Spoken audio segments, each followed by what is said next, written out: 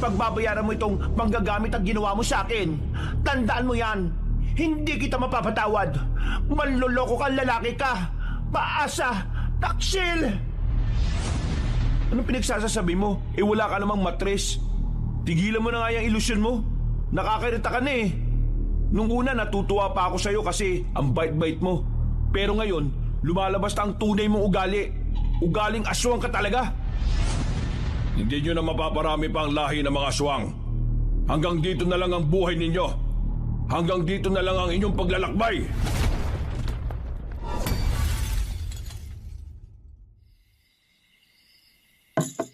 Ay, buwisit ka talaga.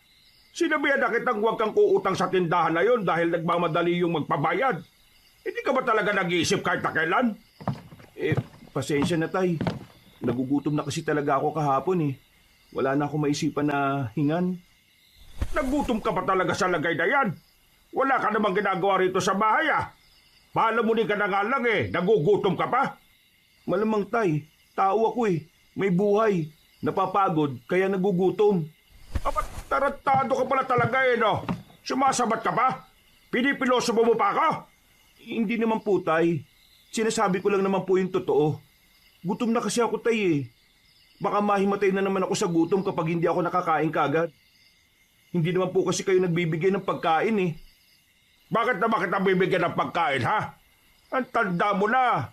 Magbe-20 ka na, pero nasa akin ka pa rin. Sino ka ba? Anak ba kita? Anak ka lang ng nanay mo, nakasintahan ko lang naman. Nag-aaral ako, tay. Wala pa akong trabaho. Wala pa akong kinikita. Kaya sa inyo talaga ako aasa. Manahimik ka! Hindi kita anak at wala tayong kahit na isang koneksyon sa isa't isa. Hindi tayo magkadugo. Kaya wag mo kong bisitin, pwede ba? Bakit ba hindi nyo ako magawang ituring na parang tunay nyong anak? Buti pang ibang stepfather dyan eh. Kaya nilang mahalin ng anak ng kasintahan nila kahit hindi naman nila kadugo. Pero kayo, palagi nyo na lang akong sinasaktan. Mula nang mamatay si mama, naging malupit na kayo sa akin. Parang araw-araw nyo na lang akong ginaganito eh. Wala akong pakialam. Kasi nung nabubuhay pang nanay mo, hindi ka rin naman namin napakinabangan eh. Puro ka na lang hingi ng pera, bilhin ng kung ano-ano. Pero wala ka namang napapala. Aral-aral ka pa eh, inutil ka naman. Ang bababa ng grado mo. Ang bababa ng mga score mo sa mga test mo. Kaya tumigil ka na nga lang dyan sa pag-aaral mo kasi wala ka rin namang mararating eh. Mahina yung utak mo, dada. Hindi mo maaabot ang mga pangarap mo kung mahina ang kokote mo. Kaya ba, hindi nyo rin naabot ang mga pangarap nyo? Kasi magkapareho lang din po tayo. Ano sinabi mo? Ang sabi sa akin ni Mama noon, marami kang gustong maabot sa buhay. Pero dahil hindi ka rin naman katalinuhan, lahat ng yon, hindi mo man lang naranasan na matupad. Ba't sira ulo ka rin pala, ano? Ha? Rico! Ano? I-insultuin mo pa ako, ha? Ano, ha? Aray, tama na, tay. Masakit na. Ayoko na. Ha! Wala kang karapatan na pagsalitaan ako ng ganyan. Kasi hindi mo alam mga pinagdaanan ko bago mo ako nakilala. Kung hindi lang kasi dahil sa siraulo mong tatay, di sana maganda ang buhay ko ngayon. Wala namang kasalanan ng tatay ko rito ah. Bakit niyo siya dinadamay? Anong wala kasalanan?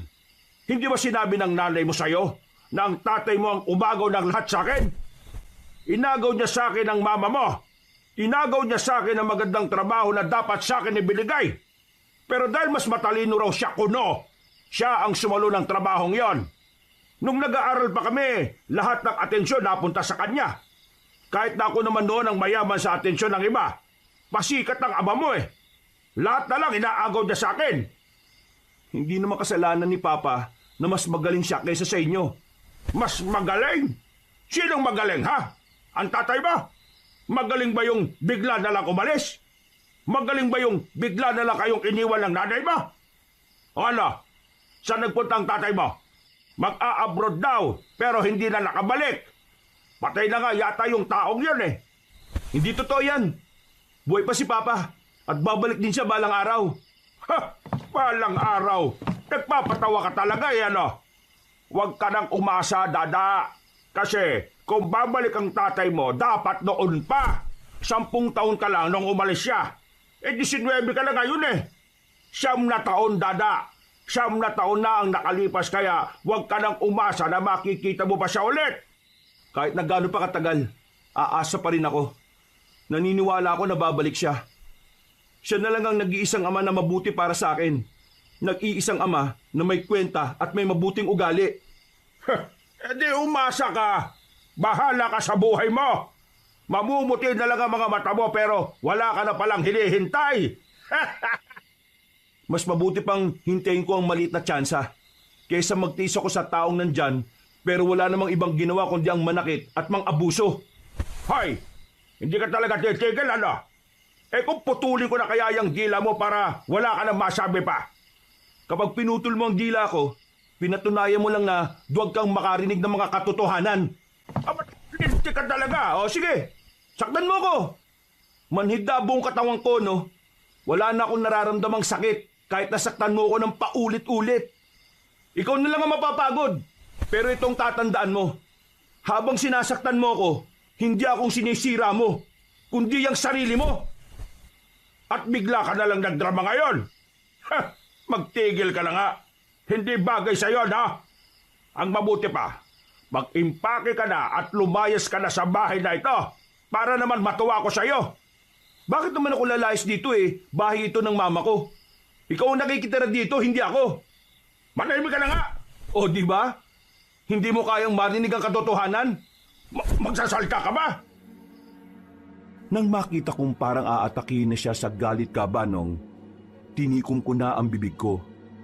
Nabahala ako na baka kapag inatake siya sa puso ay ako pa ang masisi. Lumapit siya sa akin at bigla niya akong binatukan. Hindi ko na nga lang din pinatulan. Umupo na lang ako sa harapan ng pintuan habang siya ay lumabas na rin. Isang malalim na paghinga na lamang ang nagawa ko. Mag-iisang taon na rin kasing ginaganito ko ng tinuturing kong ama. Hindi ko naman talaga siya tunay na tatay. Pero dahil minahal siya ng nanay ko, natutunan ko na rin siyang mahalin bilang kapamilya. Ang kaso nga lang, nagbago ang tunay niyang ugali mula nang mamatay ang nanay ko. O mas maiging sabihin kong ganun talaga ang ugali niya umpisa pa lang. Hindi ko lang talaga napapansin noon dahil masyado akong abala sa pag-aaral. 4th year high school pa lang ako noon, kabanong. Ilang beses akong tumigil sa pag-aaral noon. Ang dami rin kasing naging problema pagdating sa pinansyal. Si mama lang naman ang nagpapaaral sa akin. Si tatay Kaloy naman, wala siyang binigay sa akin na kahit 5 duling mula noon. Kaya nang mamatay ang nanay ko sa sakit sa bituka, ako na ang nagpaaral sa sarili ko. Nag-aaral ako habang nagbabanat ng buto. Kahit na may kasama naman ako sa bahay, pakiramdam ko ay mag-isa na lang talaga ako. Ang bihira, 10 piso na lang natitira kong pera. Wala na akong pambili ng pagkain. Wala rin mapasukan na trabaho ngayong bakasyon. Bawal na rin akong umutang dahil lalaki ang utang ni Tatay Kaloy sa tindahan. Ay, anong gagawin ko ngayon? Kanino kaya ako lalapit? Wala akong masyadong kakilala sa aming kabanong. Ibig kong sabihin, yung talagang pwedeng malapitan ng hindi ka sinusumbatan. Wala rin naman akong kaibigan na may tuturing kong tunay kasi lahat ng kaibigan ko lumalapit lang sa akin kapag meron akong pera. Naglakad-lakad ako sa baryo namin. 7:00 pa lang naman ng gabi, sa isip-isip ko baka may makita akong kakilala ni mama na pwedeng mahinga ng tulong. Habang naglalakad ako, meron akong nakitang lugawan. Matagal na ang lugawan na yon. Kukunti lang ang kumakain doon. Ang sabi ng iba, hindi raw masarap. Nagtataka nga ako kung bakit hindi pa sila nagsasarado kahit wala naman silang gaanong kinikita. Pero nung oras na yon, wala na rin naman akong magagawa. Yun na lang ang tanging pagkain na pwede kong bilhin. Lumapit ako. Medyo nadismaya ako nang makitang kulang ako ng 15 pesos. 25 pesos kasi ang lugaw at 10 na lang ang meron ako. Pakain ka ba, pre? Sana. Gutom na ako eh. Kaso 10 piso lang ang pera ko. pwede bang kumain kahit 10 lang? Tapos, kalahati na lang yung bigay mo sa akin? Ang ibig kong sabihin, yung pang 25 pesos na lugaw, bawasan mo na lang ng kalahati o kahit mas konti pa. May makain lang ako. Bakit mo naman babawasan ng kalahati kung nagugutom ka na? Sige na, umupo ka na. Ha? 10 piso lang ang pera ko eh. Ayos lang. Umupo ka na. Ako nang bahala. Naku, maraming salamat pre ah. Hulog ka ng langit. Wala bang pagkain sa inyo? Wala nga eh. Nag-aaral pa kasi ako. Naghahanap naman ako ng trabaho. Ang kaso, matumal ngayon. Magulang, meron ka? Magulang? Wala. Yung mama ko patay na. Sakit sa bituka. Yung totoo ko namang tatay, nag-abroad nung bata pa ako. Tapos, hindi na bumalik. Totoong tatay? Bakit? May peke ka bang tatay? Nako, wala. Pero meron akong stepfather. Hulaan ko. Hindi kayo magkasundo, no? Paano mo nalaman? May pasaka sa mukha eh. Oo nga pala, no?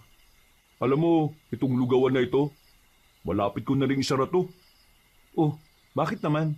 Sayang naman to. Wala na kasi si mama eh. Namatay na siya nung nakaraang buwan. Nakikiramay ako, pre. Namatay naman siya sa aksidente sa Maynila. Sa motor. Nung nabubuhay pa siya, sabi niya sa akin, isara na namin tong lugawan kasi nalulugi na rin naman. Hindi ako nakinig sa kanya eh kasi akala ko kaya ko pang isalba. Tapos, isang gabi, may tumawag. Wala na si mama. Kaya ngayon, naisip ko, isarado na tong lugawan para kahit pa paano, maramdaman naman ng nanay ko na sinunod ko gusto niya. Isa pa, ako na lang naman ang nandito eh. Wala na akong ibang kasama. Nag-alisan na sila nang unti-unti nang humina yung lugawan na ito. Pareho pala tayo nang walan ng nanay. Pero ang pagkakaiba lang, mas masakit yung sayo. Hindi. Pareho lang na masakit ang mawalan ng ina.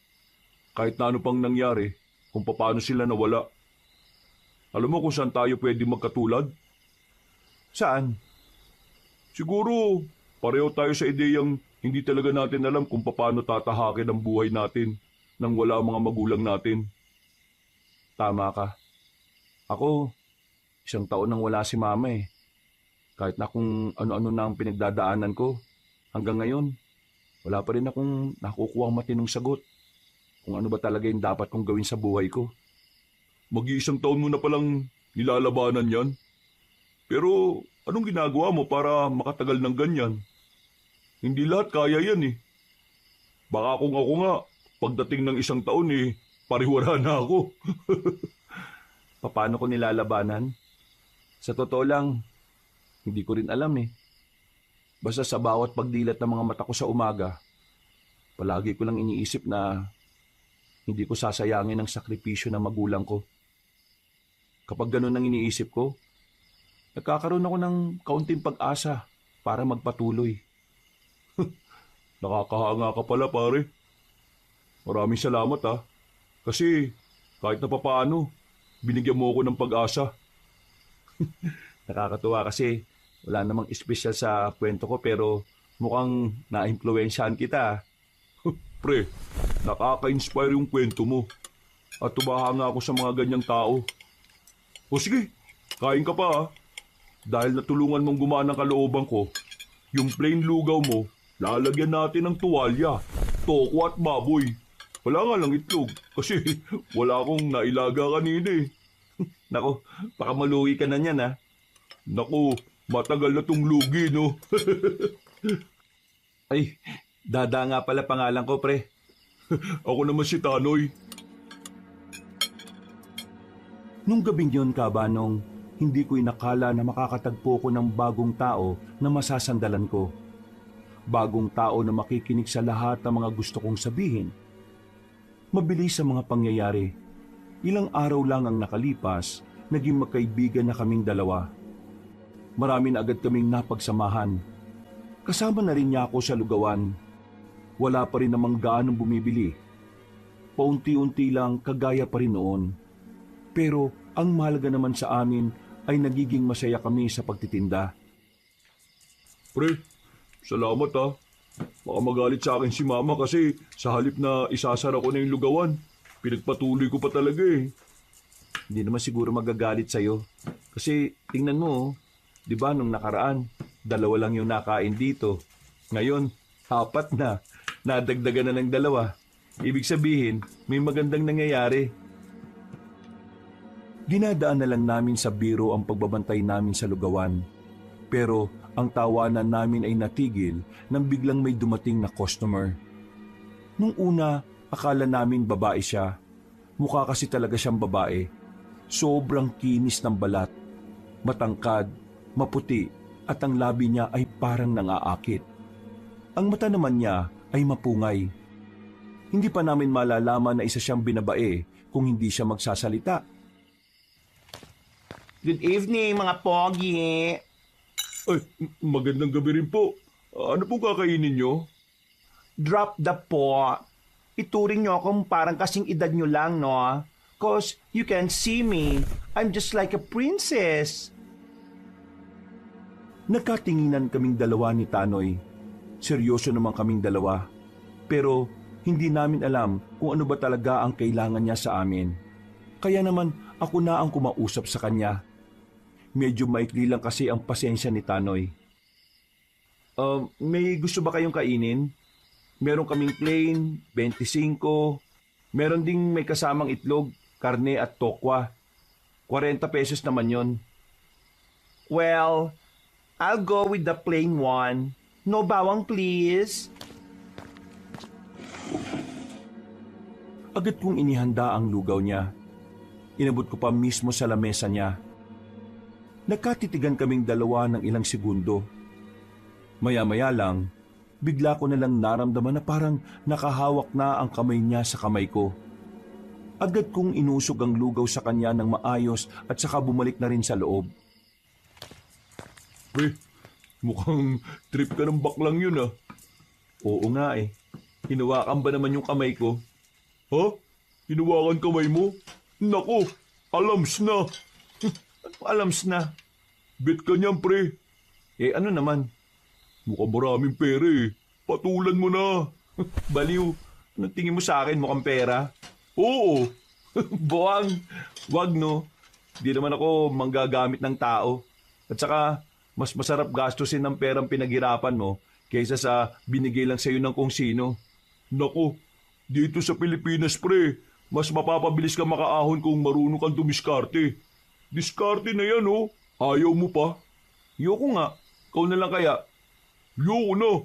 Di ako papatol sa ganyan, oh. Ang ibig ko sabihin, may respeto naman ako sa kanila. Wala naman akong pakialam kung ano sila eh. Tanggap ko ang kagaya nila. Pero sa pananaw ko, babae lang talaga ang pwede kong magustuhan. Tapos, ako itutulak mo sa kanya.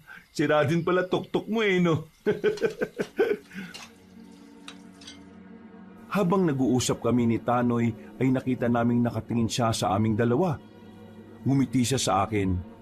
Maganda ang ngiti niya na parabang inaakit akong lumapit at kausapin siya.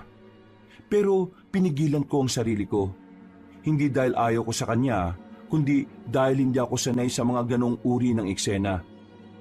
Makalipas ang ilang minuto, natapos na rin kumain ng customer namin. Inabot niya sa akin ang pera at saka nagpakilala siya. By the way, my name is Violet. And you are... Ha? Ano daw pangalan mo, pre? Ha? Pangalan ko? Siya si Dada. Oo, Dada ang pangalan niya. Parang timang to. Dada, parang dadamhin ko ang pag-ibig mo araw-araw. Ngumiti siya sa akin ulit ng matamis at saka naglakad na rin siya palayo. Akala ko nakalimutan niya ang sukli niya kaya hinabol ko pa siya. Violet, ito yung sukli niyo. No, iyon na yan. Ha? Bakit? Para yan sa mga kagaya mong masipag at gwapo. Tumawa siya ng mahina at naglakad na ulit. Nang makaliko na siya sa isang kanto, saka lang ako napailing. Hindi ko inakala na may mga ganong tao pa pala, na kayang mag-iwan ng malaking sukli kahit na lugaw lang ang kinain. Aalis na sana ako nang maramdaman ko na may mga kaluskos. Tumingin-tingin ako sa paligid. Ang unang pumasok sa isipan ko ay aswang. May karanasan na kasi ako sa aswang noon. Kaya kahit na kaunting tunog lang ang manggagaling sa mga ganoong lugar, hindi ko maiwasang hindi mag-isip ng kung ano-ano.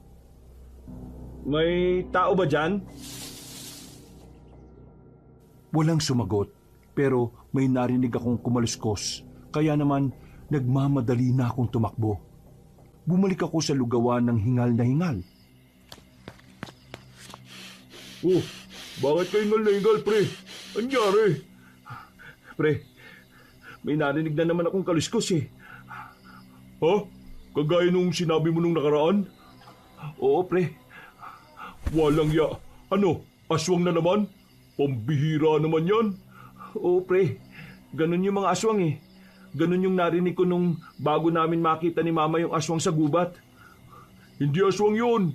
Baka lang naman kasi mga bayawak o kaya dagang bukid. Pwede rin naman palaka. O nasa na yung sukli? Nabigay mo na ba? Hindi na niya tinanggap eh. Bah, paldo ka pala pre. Bet ka talaga nun ah. Umiiling-iling na lang ako sa sinabi ni Tanoy. Hindi ko magawang tumawa kasi para sa akin, seryosong bagay ang tungkol sa nararamdaman ng isang tao. Pero hindi ko naman agad inisip na baka may gusto nga ang baklang yun sa akin. Kabanong, isa ko sa mga taong hindi iniisip kung anuman ang kasarian ng isang tao. Wala akong problema kung anuman siya, dahil ang mas tinitingnan ko ay ang kalooban. Sa madaling salita, pinapahalagahan ko rin ang katauhan ng sangkabaklaan. Pero sadyang hindi ko lang maisip ang sarili ko na magkagusto ko sa kagaya nila. Maya-maya lang din ay naglikpit na kami ni Tanoy. Pagkatapos, naghiwalay na rin kami ng landas sa gitna ng isang kanto. Sa kaliwang direksyon kasi ang bahay niya, habang sa kanang direksyon naman ang bahay ko.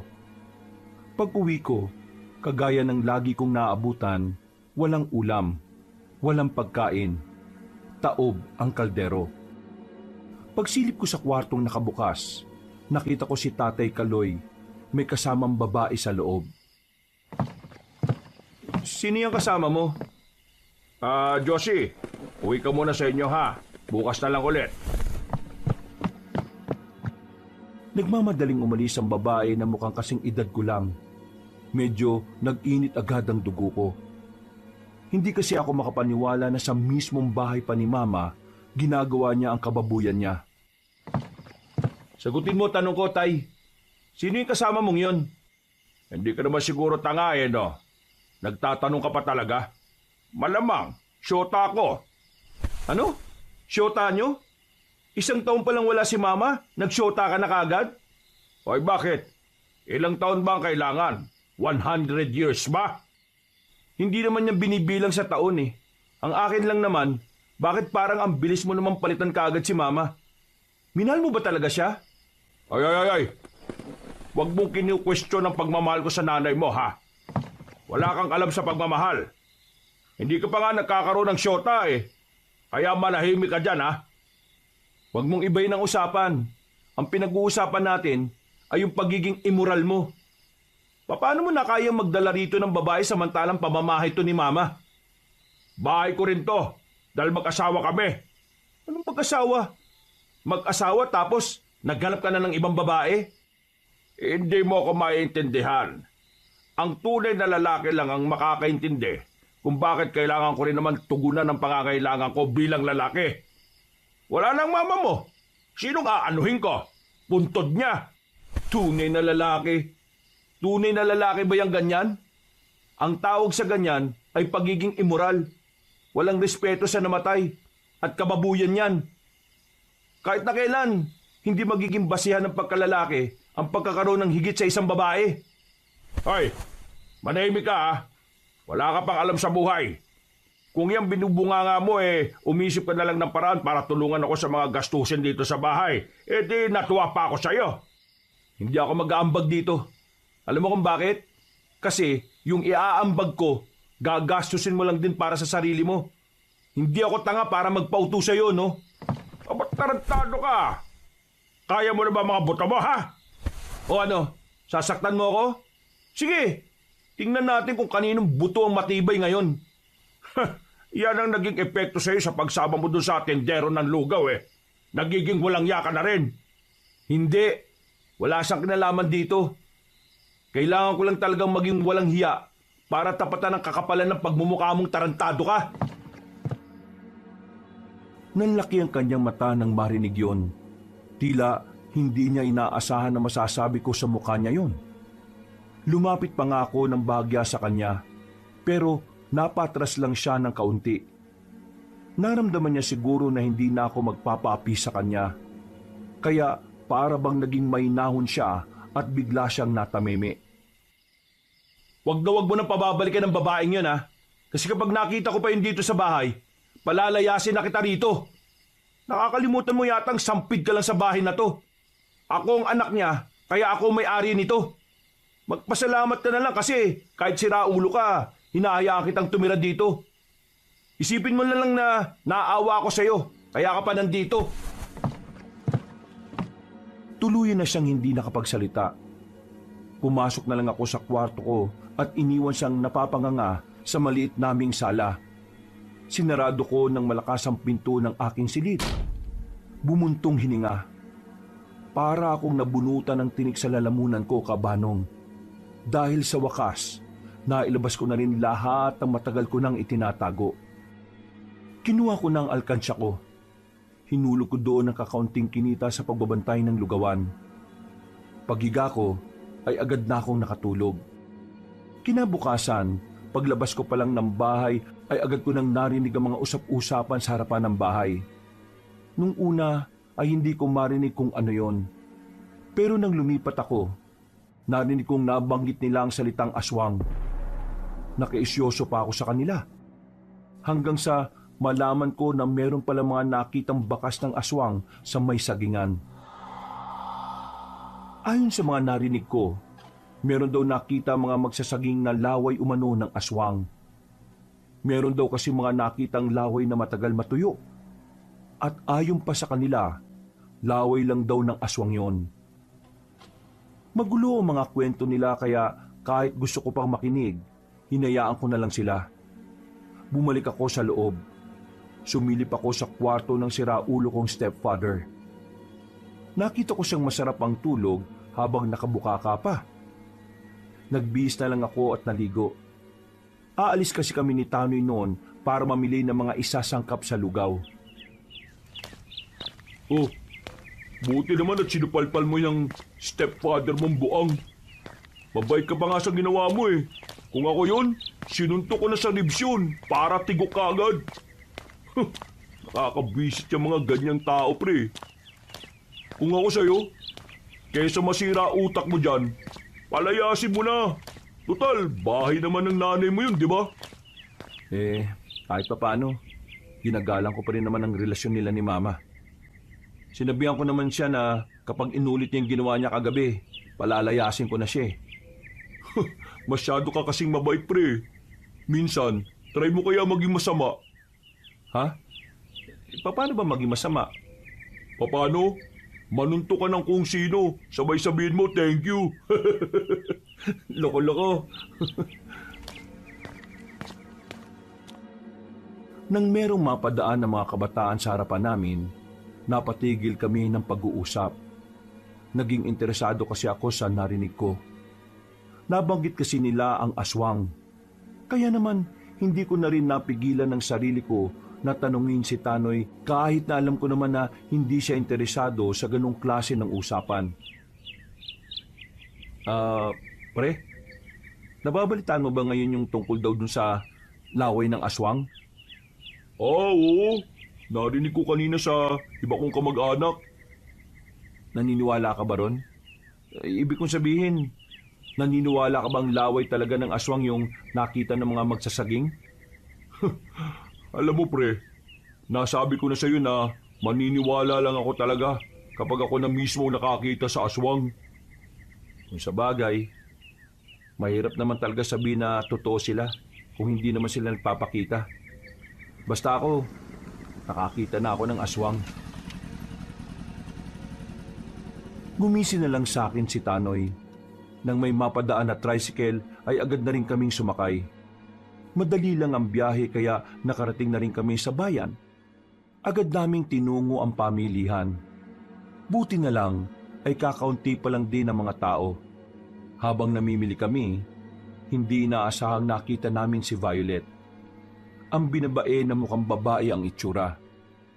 Napukaw ang atensyon namin dahil narinig namin na pinagtatawanan siya ng mga tindero ng gulay. Hindi na ako nakatiis. Hindi kaya ng mga mata ko na merong nilalait dahil lang sa kasarian nito. Kaya naman agad na rin akong lumapit para makialam. Hindi pa kayo nahihiya sa mga sarili nyo? Kung laitin nyo to, parang ang gagwapo nyo ah. Tingnan nyo nga yung mga mukha nyo sa salamin. Kahit siguro unggoy, hindi kayo papatulan eh.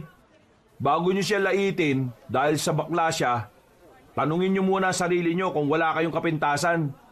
Lalaki nga kayo, pero mas mukha pa kayong walang mararating sa buhay.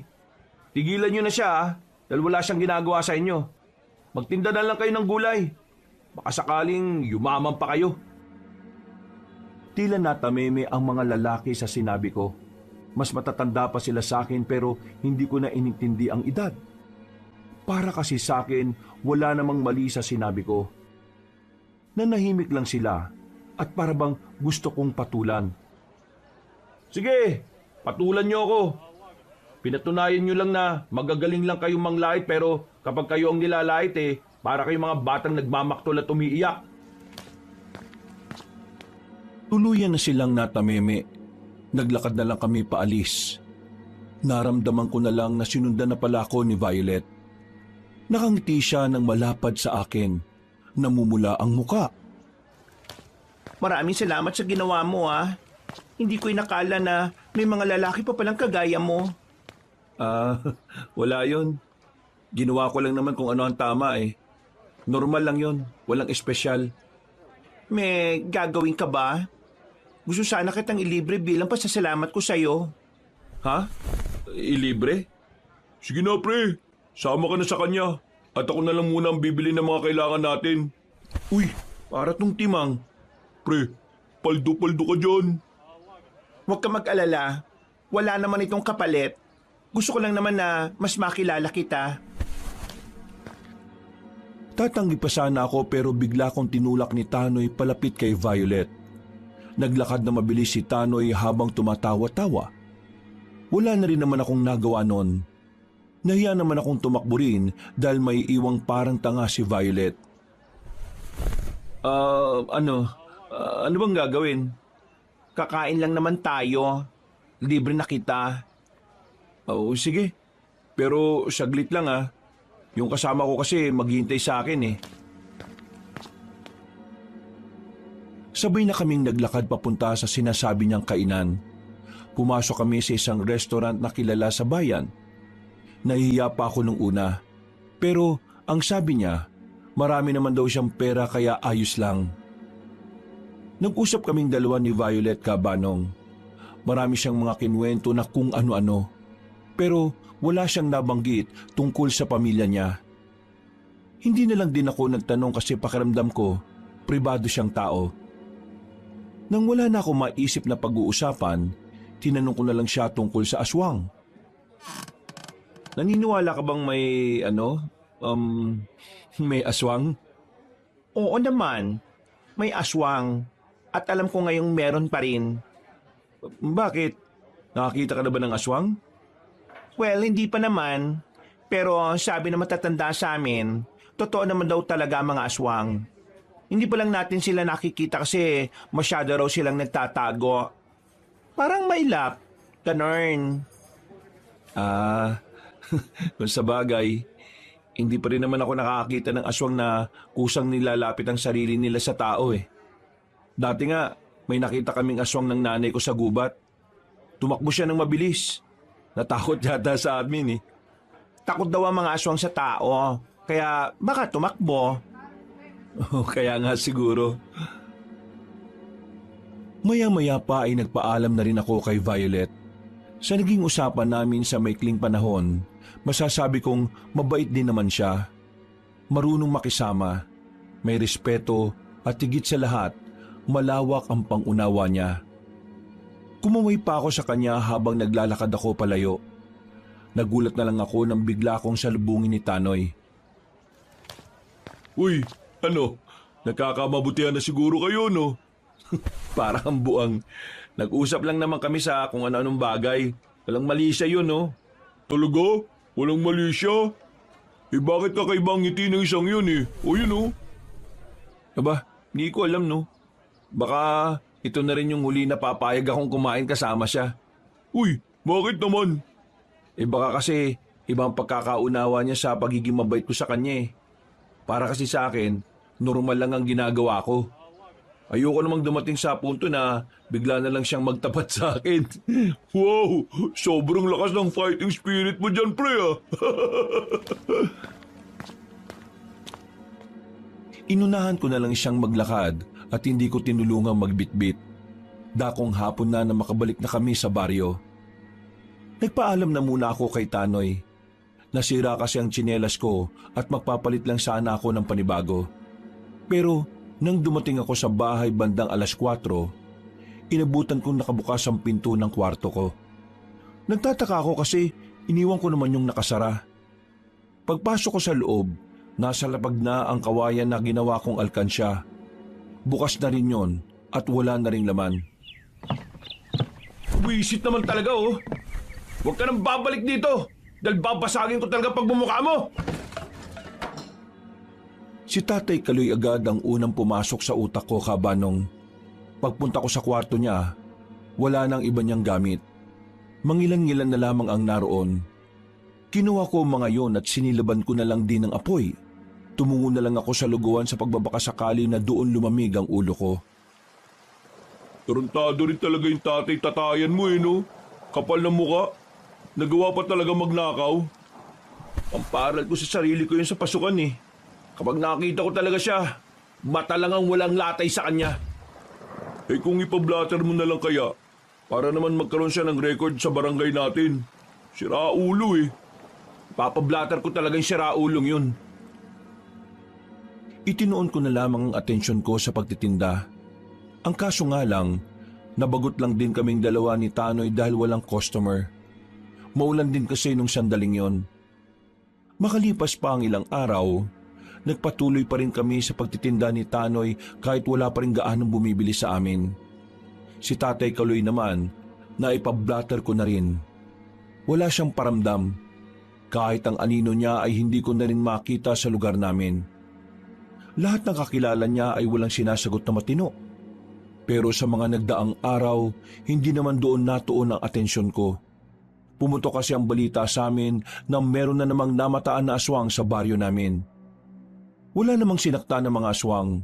Sa katunayan, nagtakbuhan pangaraw ang mga yon. Habang tumatagal, napapansin ko na parabang mas lalong nakakaroon ng balita tungkol sa mga nilalang na yon. Hindi tuloy magkandaugaga ang mga tsismosa sa amin. Bago pa lang sumikat ang araw, nasa labas na sila para lang pag-usapan yon. Hoy, kanina ba ako nakatok? Katukin ko yung ulo mo, kutong lupa ka eh. Eto, may padala sa'yo. Tanggapin mo to. Baka hindi kita matansya. Nagulat ako sa sinabi ng lalaking yon. Hindi naman siya mukhang masamang tao. Maayos naman ang pananamit niya at mukha siyang matinong nagtatrabaho. Kaya nagtaka ako kung bakit parang galit siya sa akin. Napatingin na lang ako sa isang kahon na nasa gilid ng pintuan. Pagtingin ko ng nakalagay na pangalan doon, nalaman kong galing pala yon kay Violet. Wala sana akong balak na tanggapin yon pero hindi ko naman alam kung saan ko dadalhin. Kaya naman binuksan ko ang kahon nang pumunta na rin si Tanoy sa bahay. Pre, mga dilata yan ah. Puro pagkain. Padala ni Violet? Aba, mukhang seryoso siya sa'yo pre ah. Gagi pre, may pera din oh. Ilan yan? Ilan? Dali, bilangin mo. 1, 2, 3, 4, 5? 5,000 pre? Gagi, paldo! Uy, huwag kang matuwa dyan. Kasi hindi ko naman yan gagamitin, no? Kagaya ng lagi kong sinasabi, hindi ko yung papakinabangan kasi hindi ko naman yung pinaghirapan. Uy, pambira ka naman. Bigay mo na lang kaya sa akin. Hindi, sasoli ko to. At lilinawin ko sa kanya na hanggang kaibigan lang ang kaya kong maibigay sa kanya. Baka naman kasi pre, nakikipagkaibigan lang. Malino naman ang nakalagay sa sulat na meron siyang gusto sa akin, di ba? Ayoko masayang ang oras niya dahil hindi ko naman siya kayang mahalin. Isang malalim na buntong hininga na lang ang nagawa ko, Kabanong. Kinabahan ako bigla. Hindi kasi ako sanay sa mga ganoong regalo na wala namang ibang layunin kundi para suhulan ako. Kinagabihan, magsa akong naglakad pa uwi. Kagagaling ko lang sa lugawan. Habang naglalakad, ay merong lumapit sa akin na isang lalaki. Parang kaedad ko lang din siya. Mas maliit lang ng kaunti sa akin at mukha namang matino. Pre, ikaw ba si Dada? Oo, ako nga. Bakit? Sino ka ba? Meron nagpapabigay sa iyo nito, oh. Ha? Ano yan? Kunin mo na lang. Hindi ako tumatanggap ng mga bagay mula sa mga hindi ko naman kilala eh. Kilala mo itong nagpapabigay, kaya tanggapin mo. Kung galing yan kay Violet, pakiusap, huwag mo nang ibigay sa akin. Ibalik mo na lang sa kanya. Pakisabi na rin na hanggang kaibigan lang ang pwede kong maibigay sa kanya. Anong pinagsasabi mo? Hindi to galing sa kung sino man yung binabanggit mo. Galing to sa isang tao na may malasakit sa'yo, kaya tanggapin mo na. Kung talagang galing yan sa taong may malasakit sa akin, bakit hindi mo pa sabihin kung sino siya? Malamang, sinabi niya sa akin na huwag kong sabihin. Sige, buksan mo. Patingin ako kung anong nasa loob ng tela na yan. Ulit mo naman. Sabay mo na buksan. Baka maagaw pa to sa'yo ng iba eh. Ikaw lang meron nito. Hindi ko nga yan tatanggapin. Lumayo ka na nga sa akin. Baka kung ano pang magawa ko sa'yo. Oh, ayan na pala siya eh. Agad akong napalingon sa likuran. Pero wala naman akong nakitang tao. Naramdaman ko na lang na pinasok ng lalaki ang supot na tela sa bitbit kong bayong at saka tumakbo siya agad na mabilis. Uy, sira ulo yun ah. Kinuha ko ang kulay itim na tela at agad na tiningnan kung anong laman ito. Nakita kong isang medalyon na nangingitim na dahil sa kalumaan. Ang tanging nakaukit sa medalyon na yon ay walang iba kundi ang salitang lumen. Sa hindi malamang dahilan, sa halip na itapon na lang yon sa kung saan, ay inuwi ko pa yon sa bahay. Pinagmasdan ko ng maigi. Hinugasan ko pa nga sa pagbabaka sakaling mawawala ang pangingitim. Pero napagtanto ko na parang ganun talaga ang kulay nun. Para saan kaya to? Maya-maya, may malakas na kumatok. Pre, Dada, buksan mo to pre. Oh, bakit ba? Anong problema mo? Pre, tama ka. Totoo nga ang aswang. Ha? Nakakita ka ba ng aswang? Oo pre, bumalik kasi ako sa lugawan pre. Pinakalimutan ako sa loob. Tapos ilang metro lang ang layo, may narinig ako mga nag-uusap. Mga boses ng lalaki. Meron silang kinakausap na babae. Pero hindi naman nagsasalita yung babae. Basta ma'am lang ang tawag nila. Parang pinipilit nila yung babae na umuwi na sa kanila. Nung sumilip ako pre, ang papangit ng mukha nila. Mas pangit pa kay Mang Kaloy eh. Pero pre, mukha talaga silang halimaw. Hindi sila pangkaraniwan pre. Tingin ko, yung pinapawid nilang babae, parang mataas yung posisyon eh. O baka prinsesa ng mga aswang yun. Ano? Totoo ba yung mga pinagsasasabi mo? Pre, ako na to no. Kilala mo ako. Hindi naman ako gagawa ng ganitong kwentong basta-basta. Alam mo naman na hindi ako naniniwala hanggat hindi ko nakikita, di ba? Kaya pre, ngayon na ako na ang nagsasabi, ibig sabihin lang nito pre, totoo talaga. Nandun pa kaya sila? Di ko alam. Gusto mo ba puntahan natin? Tara, bilis!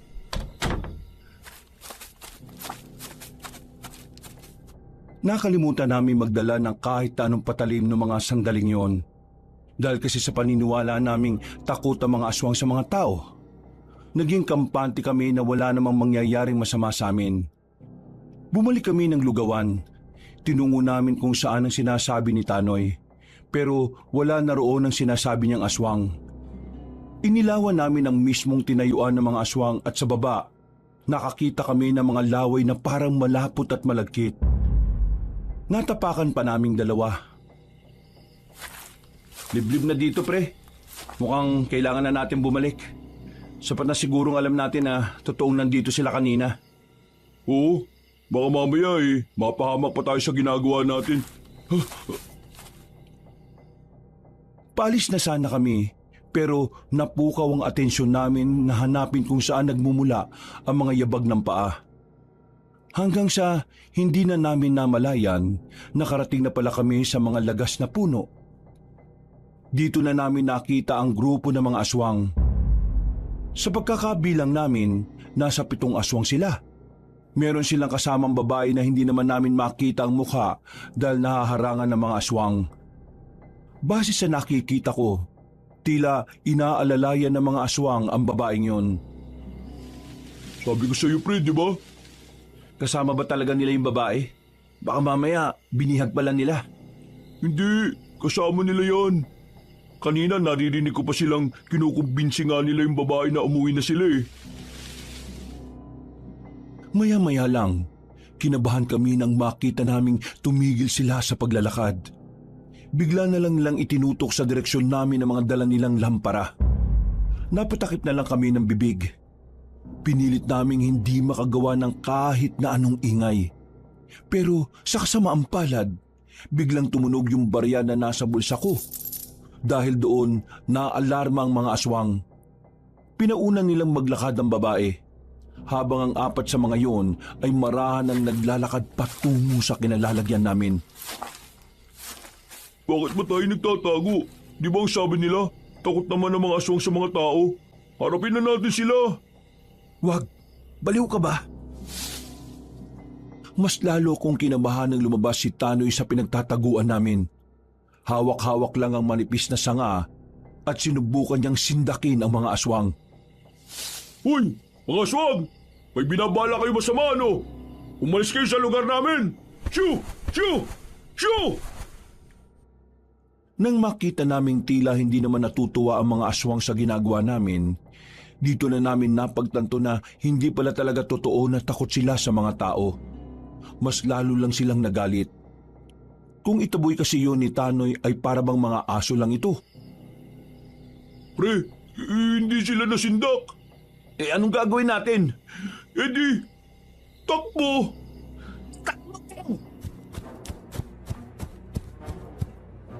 Karipas kami ng takbo ng mga sandaling yon, Kabanong. Pero laking pagtataka namin nang hindi naman nila kami hinabol. Nakita lang namin na nakatayo lang sila sabay naglakad na rin paalis. Malaking palaisipan para sa akin kung bakit naging ganoon ang ginawa ng mga aswang. Akala tuloy namin noon mababait sila. Pero sa kabilang banda, naisip na lang namin na baka may mas malalim pang dahilan kung bakit nila kami hinayaang makatakbo. Dumaan ang mga araw. Sa takot na baka balikan kami ng mga aswang sa lugawan, hindi na kami nakapagtinda. Madalas na nasa bahay lang si Tanoy. Takot kasi siyang mag-isa sa bahay niya. At ganun din naman ako. Sigurado ka ba sa gagawin mo na to? Handa ka na bang makasakit ng damdamin? Kailangan ko linawin sa kanya lahat. Ayoko na magmukhang sinasamantala kong nararamdaman niya sa akin eh. Kung masaktan man siya sa sasabihin ko, wala na akong magagawa. Kailangan niyang marinig ang totoo. Kaysa naman makakita siya ng kasinungalingan. O sige, mag-iingat ka sa lakad mo pre ha. Bumalik ka kagad bago ang gabi. Wala akong kasama dito eh. Baka mamaya dumating si Mang Kaloy. Kung sakaling biglang lumitaw yung taong yon, sapakin mo kaagad. Tapos, dali mo sa barangay. Oh, kung nabala dito sa bahay aalis na ako.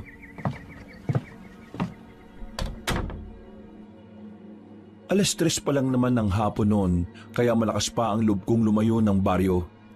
Meron kasi kaming napag-usapan ni Violet na makikita kami. Pero sa pagkikita na yon, naisipan ko nang bigyan linaw kung anuman ang tingin ko sa kanya. Yun ay para hindi na siya umasa pa na magkakaroon kami ng mas higit na koneksyon maliban sa pagkakaibigan. Ilang minuto lang ang nakalipas ay narating ko na rin ang plaza na tagpuan namin. Nakaupo si Violet sa gilid ng halaman. Maliwala sa mukha niya. Nakangiti siya sa akin. Inimbitahan niya akong umupo sa tabi niya. Pero nanatili lang akong nakatayo sa harapan niya, kaya tumayo na lang din siya. Hindi na ako nagsayang ng oras at sinimulan ko na rin ang nais kong sabihin. Violet, may gusto sana akong sabihin sa iyo Pero sana maintindihan mo ko. Oo naman, maintindihan naman talaga kita. Nakakaintindi naman ako ng kahit na anong lingwahe Hindi yun ang ibig kong sabihin. Ano kasi, hindi ko gusto na nagpapadala ka sa akin ng kung ano-ano. Kasi wala naman akong pinatagong pera sa'yo. Hindi rin naman ako nanghihingi o nangungutang sa'yo. Hindi ako sanay Mas sanay ako sa mga pinaghirapan ko. At yung tungkol naman sa sulat, gusto kong humingi ng paumanhin, Violet. Pero hanggang pagkakaibigan lang talaga ang kaya kong ibigay sa'yo. Hindi ko na kayang higitan pa ron. Kaya sana maintindihan mo ko. Ayaw kong... Bakit ayaw mo sa akin? Dahil babakla lang ako at hindi ako tunay na babae?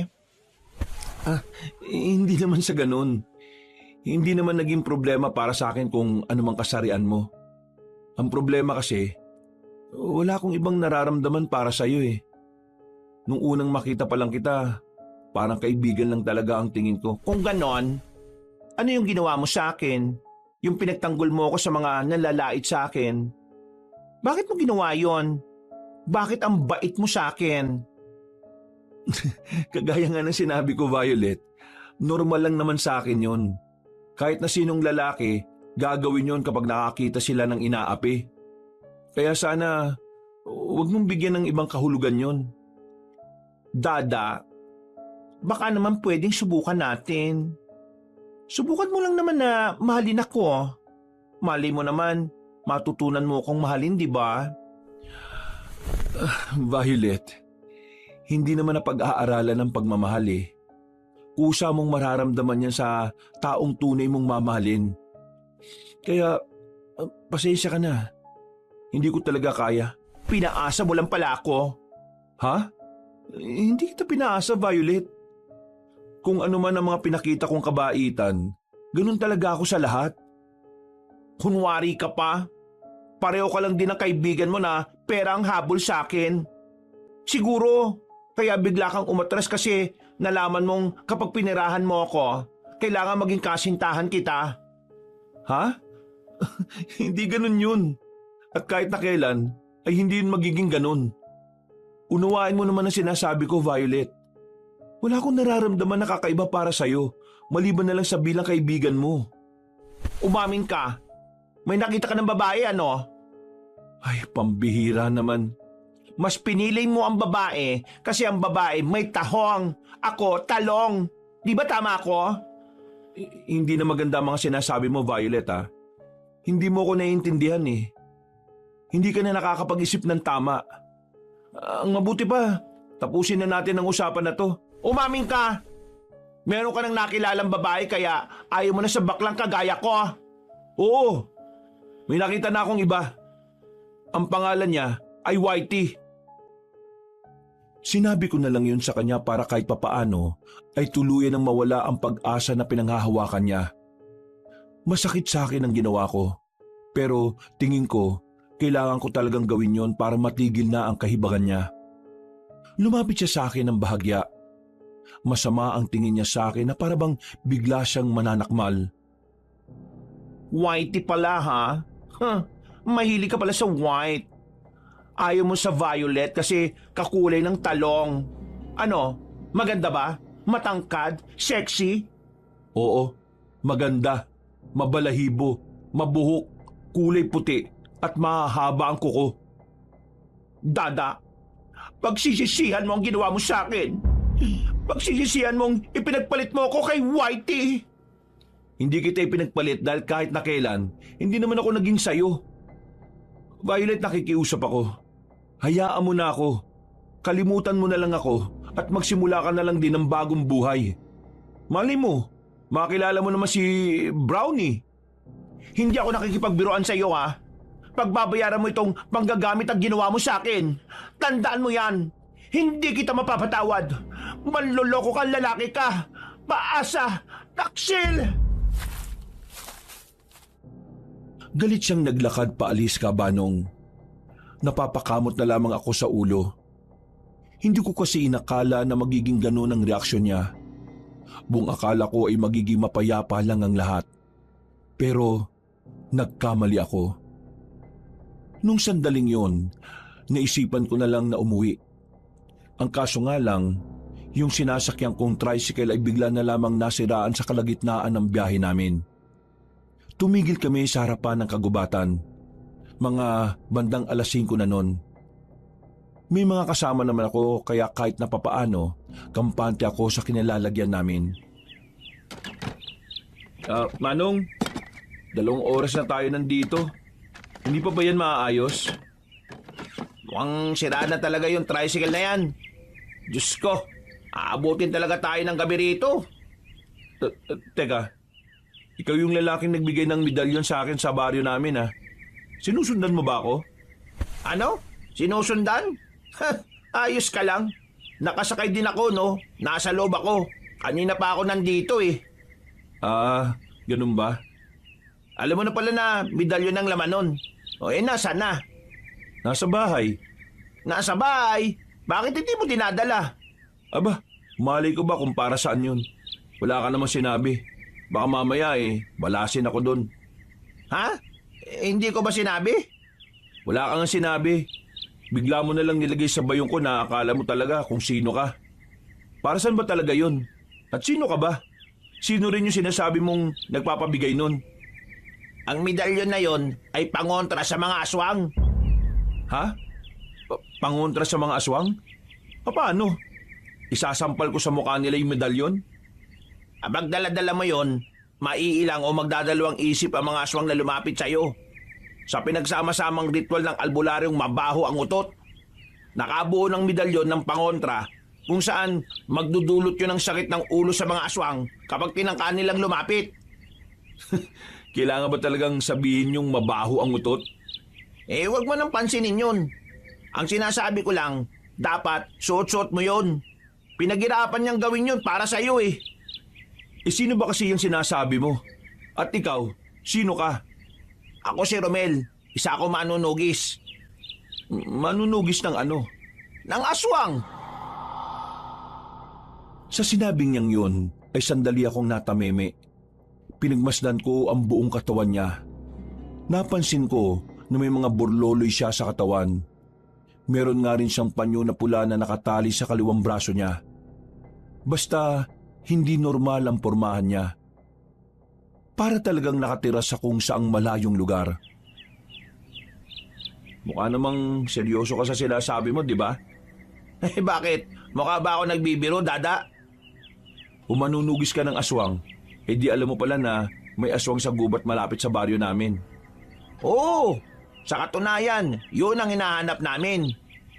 Sino ba kasi yung sinasabi mo? Kanina pa ako tanong ng tanong. Malalaman mo rin kapag nagkaharap na kayo. Basta ang malaga, sa oras na makabalik ka sa inyo, suotin mo yung medalyon. O protektahan ka nun sa kahit na anong tangka ng aswang sa buhay mo. Magsasalita pa sana ako pero bigla na lang may napadaan na tricycle. Dahil dumami ang mga naghihintay na pasahero sa gilid ng kalsada, nakipag-unahan ako sa kanila. Naitulak ko pa nga ang isang alay nang hindi ko sinasadya. Pagtingin ko kay Romel, nakita kong nakatayo lang siya. Hindi siya sumunod sa akin. Nakangiti lang at tumatango-tango. Wala akong naramdaman na kahit na anong panganib sa lalaking yon. Hindi ko nga rin alam kung bakit parang matagal ko na siyang kilala. Pag-uwi ko sa bahay, kasimpangit ng mukha ni Tatay Kaloy ang bumungad sa aking balita. Walang hiya talagang taong yun. Napakatarantado. Dinamay niya pang kunin yung medalyon eh. Hindi naman ginto yun. Tanso lang yun. Yung sabi niya, kukuskusin niya na lang daw para maging ginto na talaga eh. Kukunin ko sana yung kaso, bigla siyang naglabas ng kutsilyo. Tinutukan niya ako pre. Wala akong nagawa kaya hinayaan ko na lang kunin yung mga gamit niya. Pati yung medalyon na sinasabi mo. Kasalanan ko pre ah. Hindi ko siya nasuntok agad sa mukha eh. Wala kang kasalanan. Nagpapasalamat pa nga ako sa'yo kasi hindi mo siya hinayaan makapasok sa kwarto ko. Baka kung ano pang kinuha niyan dun eh. Para saan ba yung medalyon na yun? Sabi nang nagbigay sa akin, pangontra daw yun sa aswang. Basta, kung suot ko daw yun, hindi daw ako malalapitan ng mga nilalang na yun. Kung ganun eh, sayang pala yung medalyon. Magagamit sana natin. Lalo na ngayon na nakita ng mga aswang ang mukha natin.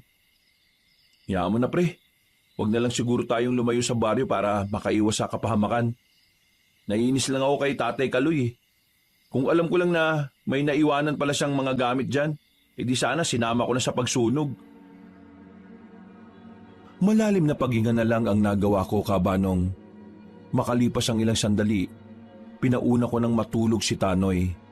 Ako naman ay nakatambay lang sa tapat ng bahay namin. Nagmumuni-muni habang umiinom ng kape. Hindi pa rin kasi mawala sa isipan ko ang mga sinabi sa akin ni Violet. Kahit papaano, nakaramdam ako ng konsensya. Pakiramdam ko, kasalanan ko kung bakit siya nagkaganon. Nang maubos ko na ang kape ko, naisip ko na lang sanang pumasok sa loob. Pero nagulat na lang ako nang biglang may mga dumating na kalalakihan sa bakuran namin.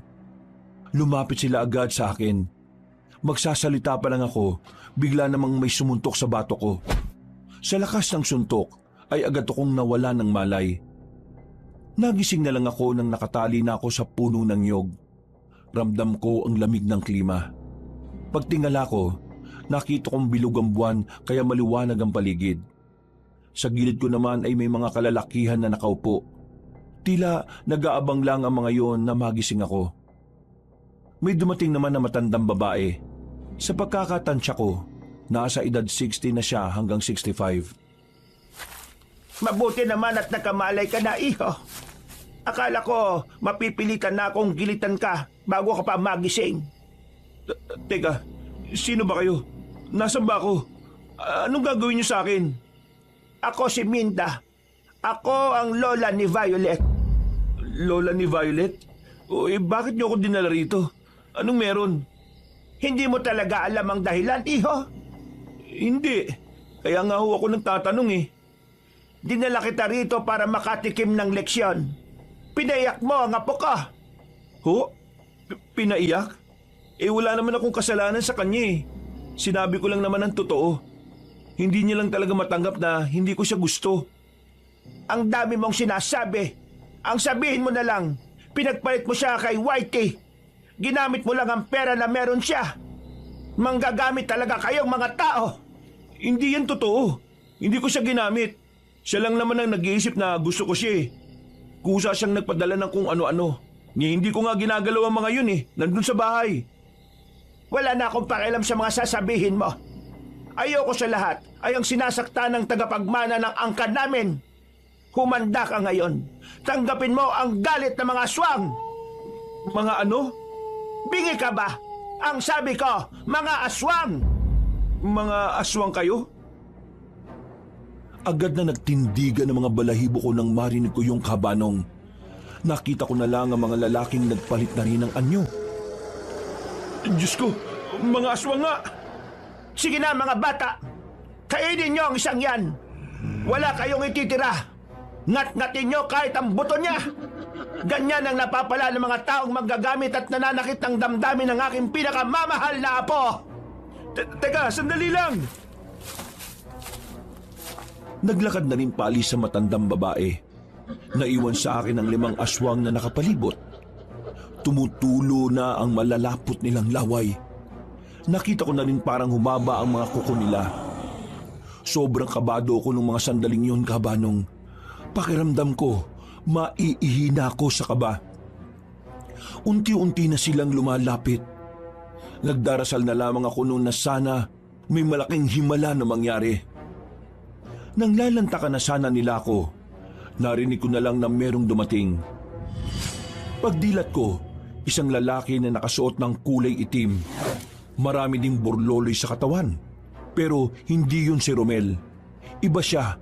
Mahaba ang buhok at parang kulay puti na rin. Walang kahirap-hirap niyang pinagpapapaslang ang mga aswang gamit ang kanyang espada. Nang bumagsak na ang mga yon, lumapit siya sa akin at tinanggal ang pagkakatali ko. Nagsalita siya. Matanda na ang boses niya pero hindi ko maintindihan kung bakit parang pakiramdam ko matagal ko na siyang kilala. Ayos ka lang ba? Ayos lang naman ako. Sakto ang dating nyo. Kung hindi kayo dumating, baka wala na ako ngayon. Mang Imo, hindi ko na inabutan yung matanda eh. Mabilis siyang nakalis. Oh, Romel, ikaw pala yan? Oo, ako nga. Yan si Mang Imo. Siya ang nagbigay ng medalyon para sa'yo. Ikaw? Bakit nyo ako binigyan nun? Kilala nyo ba ako? Sabi kasi nitong lalaki na to may malasakit raw kayo sa akin. Sino ba kayo? At saka parang pamilyar ang boses nyo sa akin. Parang narinig ko na yung boses na yan pero nag-iba lang ng kaunti. Lumapit sa akin ang matandang lalaki. Saka ko lang nakita na malaki ang peklat niya sa muka. Balbasarado rin siya. Halos hindi na talaga makita ang muka niya. Dario, ako ito. Ang tatay mo. Nang marinig ko ang sinabing yun na matandang lalaki, ay biglang nag-init ang katawan ko. Pagbanggit niya kasi ng pangalan ko, bigla kong naalala ang mas batang boses ng tatay ko. Bumalik lahat ng masasaya naming sandali. Naramdaman ko na lang na tumutulo na pala ang luha ko. Tay? Oo, ako nga. Ako nga ang tatay mo. Ako si Elmo. Hindi ko maipaliwanag ang nararamdaman ko ng mga sandaling yon. Para akong nakalutang sa mga ulap dahil sa sobra kong saya. Wala na akong nasabing salita pa, Kabanong.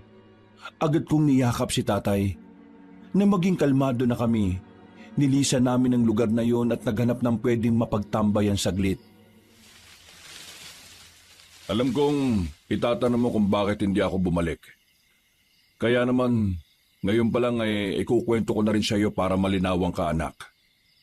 Ang totoo, hindi totoong nag-abroad ako. Alam din niya ng nanay mo.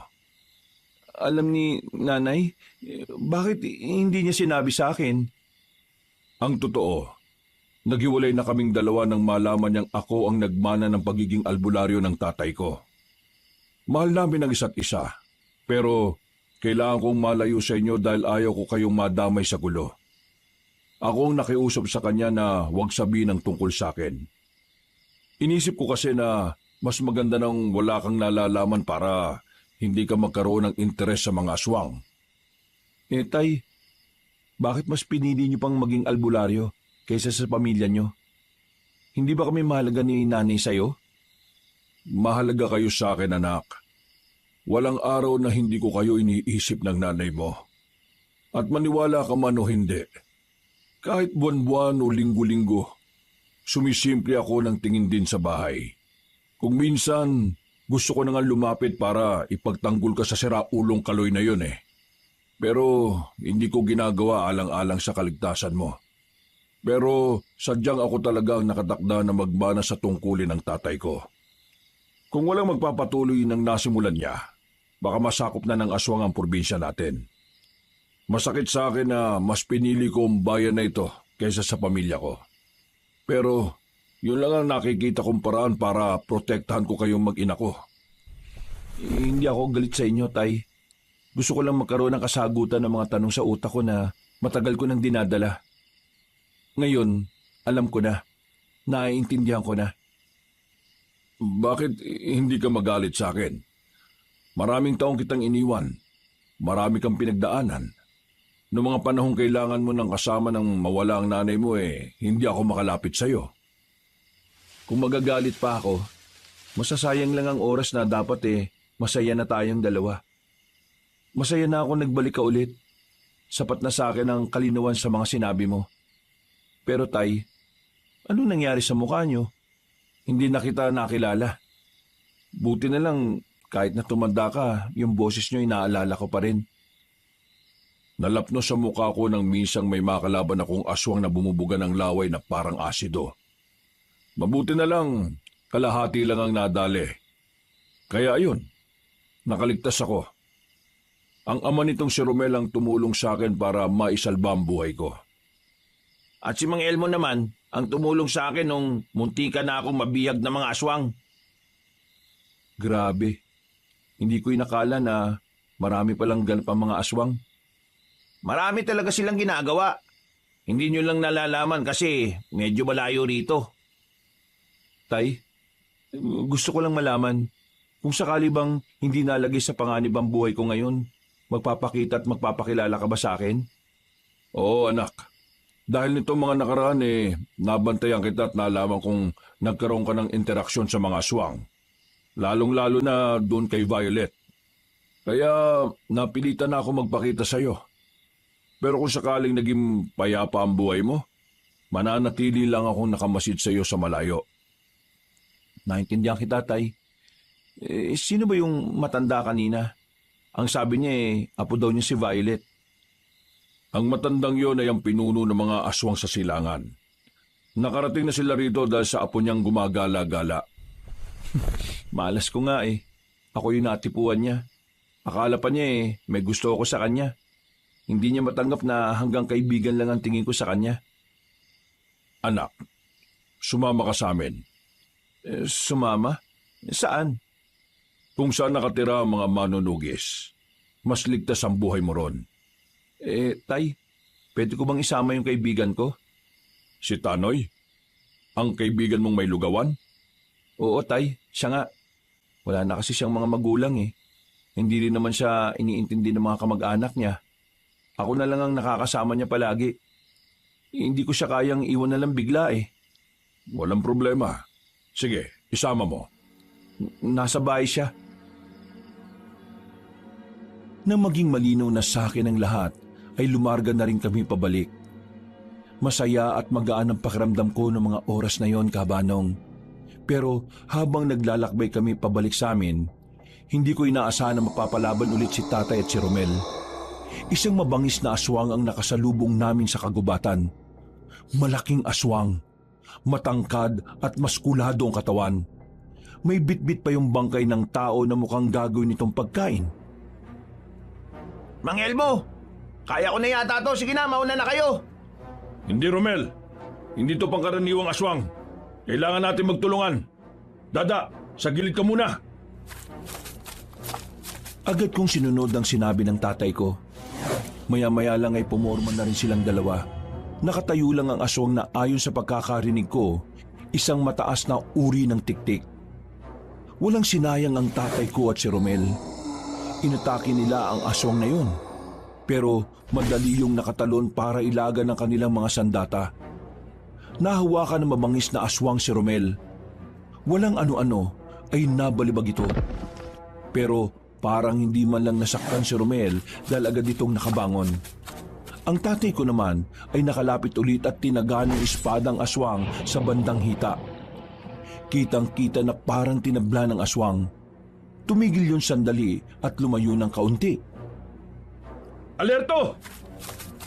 Muli silang lumusob, pero magkaibang direksyon ang ginawa nila. Dahil sa kanilang taktika, natamaan nila ulit ang aswang. Pero hindi to ininda ng aswang na yon. Para bang baliwala na ang ginagawa nila, Tatay. Kabanong, nakita kong medyo nahihirapan na sila ng mga sandaling yon.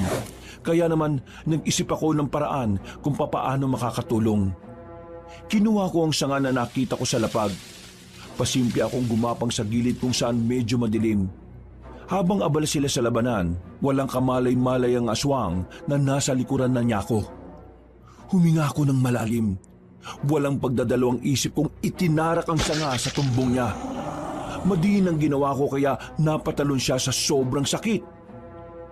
Maging sila tatay ay nagulat. Ako naman ay nagmamadaling gumapang pabalik sa kanila. Mang Elmo, ayos pala tong anak mo no? Samantalayin na natin. Hindi sila nagpatumpik-tumpik. Dali-dali nilang nilapitan ang mabangis na aswang at magkakasunod nilang pinagtatataga. Nang makita nilang hindi na yung pumapalag, bumelo na ang tatay ko at agad na sinaksak ang aswang ng hawak nitong espada.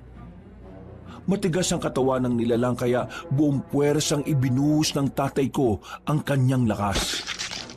Hanggang sa nakita na lang namin ni Romel na tumatagos na ang patalim sa likod ng aswang. Tay, ang galing mo pala talaga. Pag ka muna masyadong umanga, hindi pa gaanong seryoso si Mang Elmo ng lagay na yan. Hindi ko alam kung bakit naligaw ang mabangis na tiktik na torito eh. Mang Elmo, tingin mo, may pinag-aalaan na rin sila mga aswang dito? Yun ang hindi pa natin sigurado. Kaya bukas, susubukan nating libutin ang gubat na malapit sa baryo. Kailangan nating mahanap ang mga bakas para makasiguro tayo sa mga hinala natin. Hindi ko lang pinalata, pero kinabahan ako sa pinag-uusapan nila. Naiisip ko pa lang kasi na maraming aswang sa baryo namin, kakaibang kilabot na ang nararamdaman ko. Hindi naman ako duwag na tao, pero hindi ko rin alam kung anong magagawa ko para makatulong kina Tatay at Romel. Nang masigurong wala nang ang aswang, nilisan na namin ang lugar na yon. Nakabalik na kami sa bahay. Pagdating namin, inabutan naming masarap pa rin ang tulog ni Tanoy. Kaya naman nagpasya si tatay na kinabukasan na lang kaming aalis. Nakatulog ako ng mahimbing noon. Masarap ang tulog ko dahil alam kong gigising ako na may tunay na akong ama. Bandang 7:00 ng umaga, nabulabog ang masarap kong tulog nang marinig kong sumisigaw si Tanoy. Ginising niya ako at pilit na bumangon. Pre, gising! Uy! Oo, ano ba kasi yun? May tao sa sala nyo. May mga patalim silang mahaba, pre. Sino mga yun? Papaslagin yata ako ng mga yun eh. Buang, si tatay at si Romel yun. Ha? Tatay mo? Oo, nagbalik na si tatay. Tumungo kami sa sala. Inabutan namin doon si tatay at si Romel na natatawa na lang. Napapakamot na lang din sa ulo si Tanoy. Bigla na lang tumakbo pabalik eh. Wala naman kaming ginagawa. Akala niya siguro, pupugutan namin siya eh. Naglilinis lang naman kami ng sandata namin.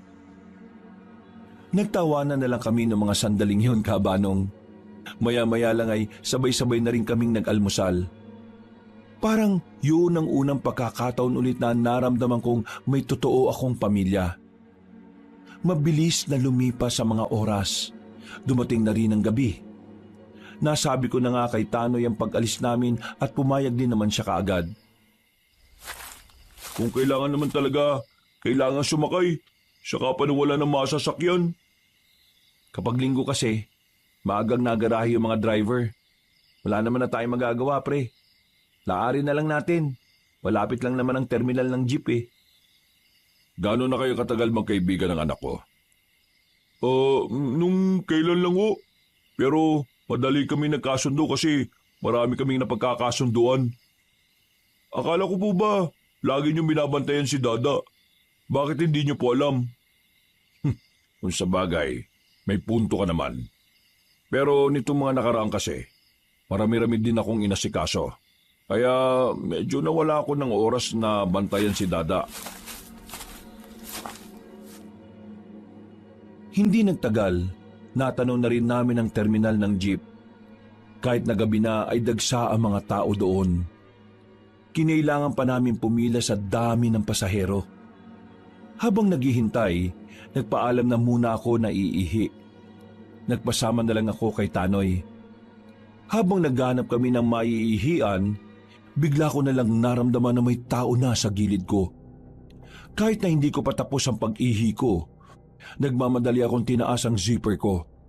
Napansin ko na lang na wala nang malay si Tanoy sa kabilang gilid. Hawak-hawak na siya ng dalawang lalaki. Lumabas mula sa dilim si Violet. Violet?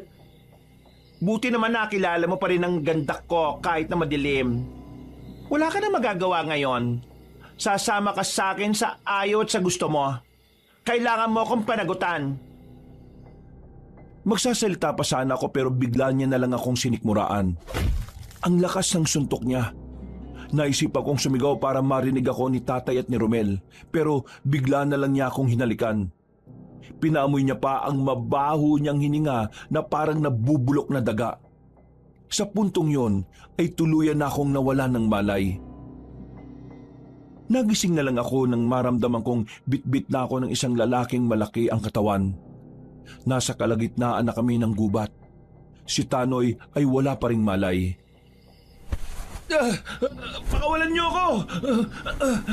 Mahal ko, huwag kang malikot at baka mapilayang ka. Sige ka. Mainit ang ulo na nagbubuhat sa'yo. Baka makutusan ka. Walang hiya ka, Violet. Ang baho ng hininga mo. Hindi mo dapat nilalait ang hininga ko. Dahil ngayong magsasama na tayo, araw-araw mo na itong maaamoy. Magsasama mukha mo. Ang lala mo na. Rico, ibaba mo nga kung kumag ka.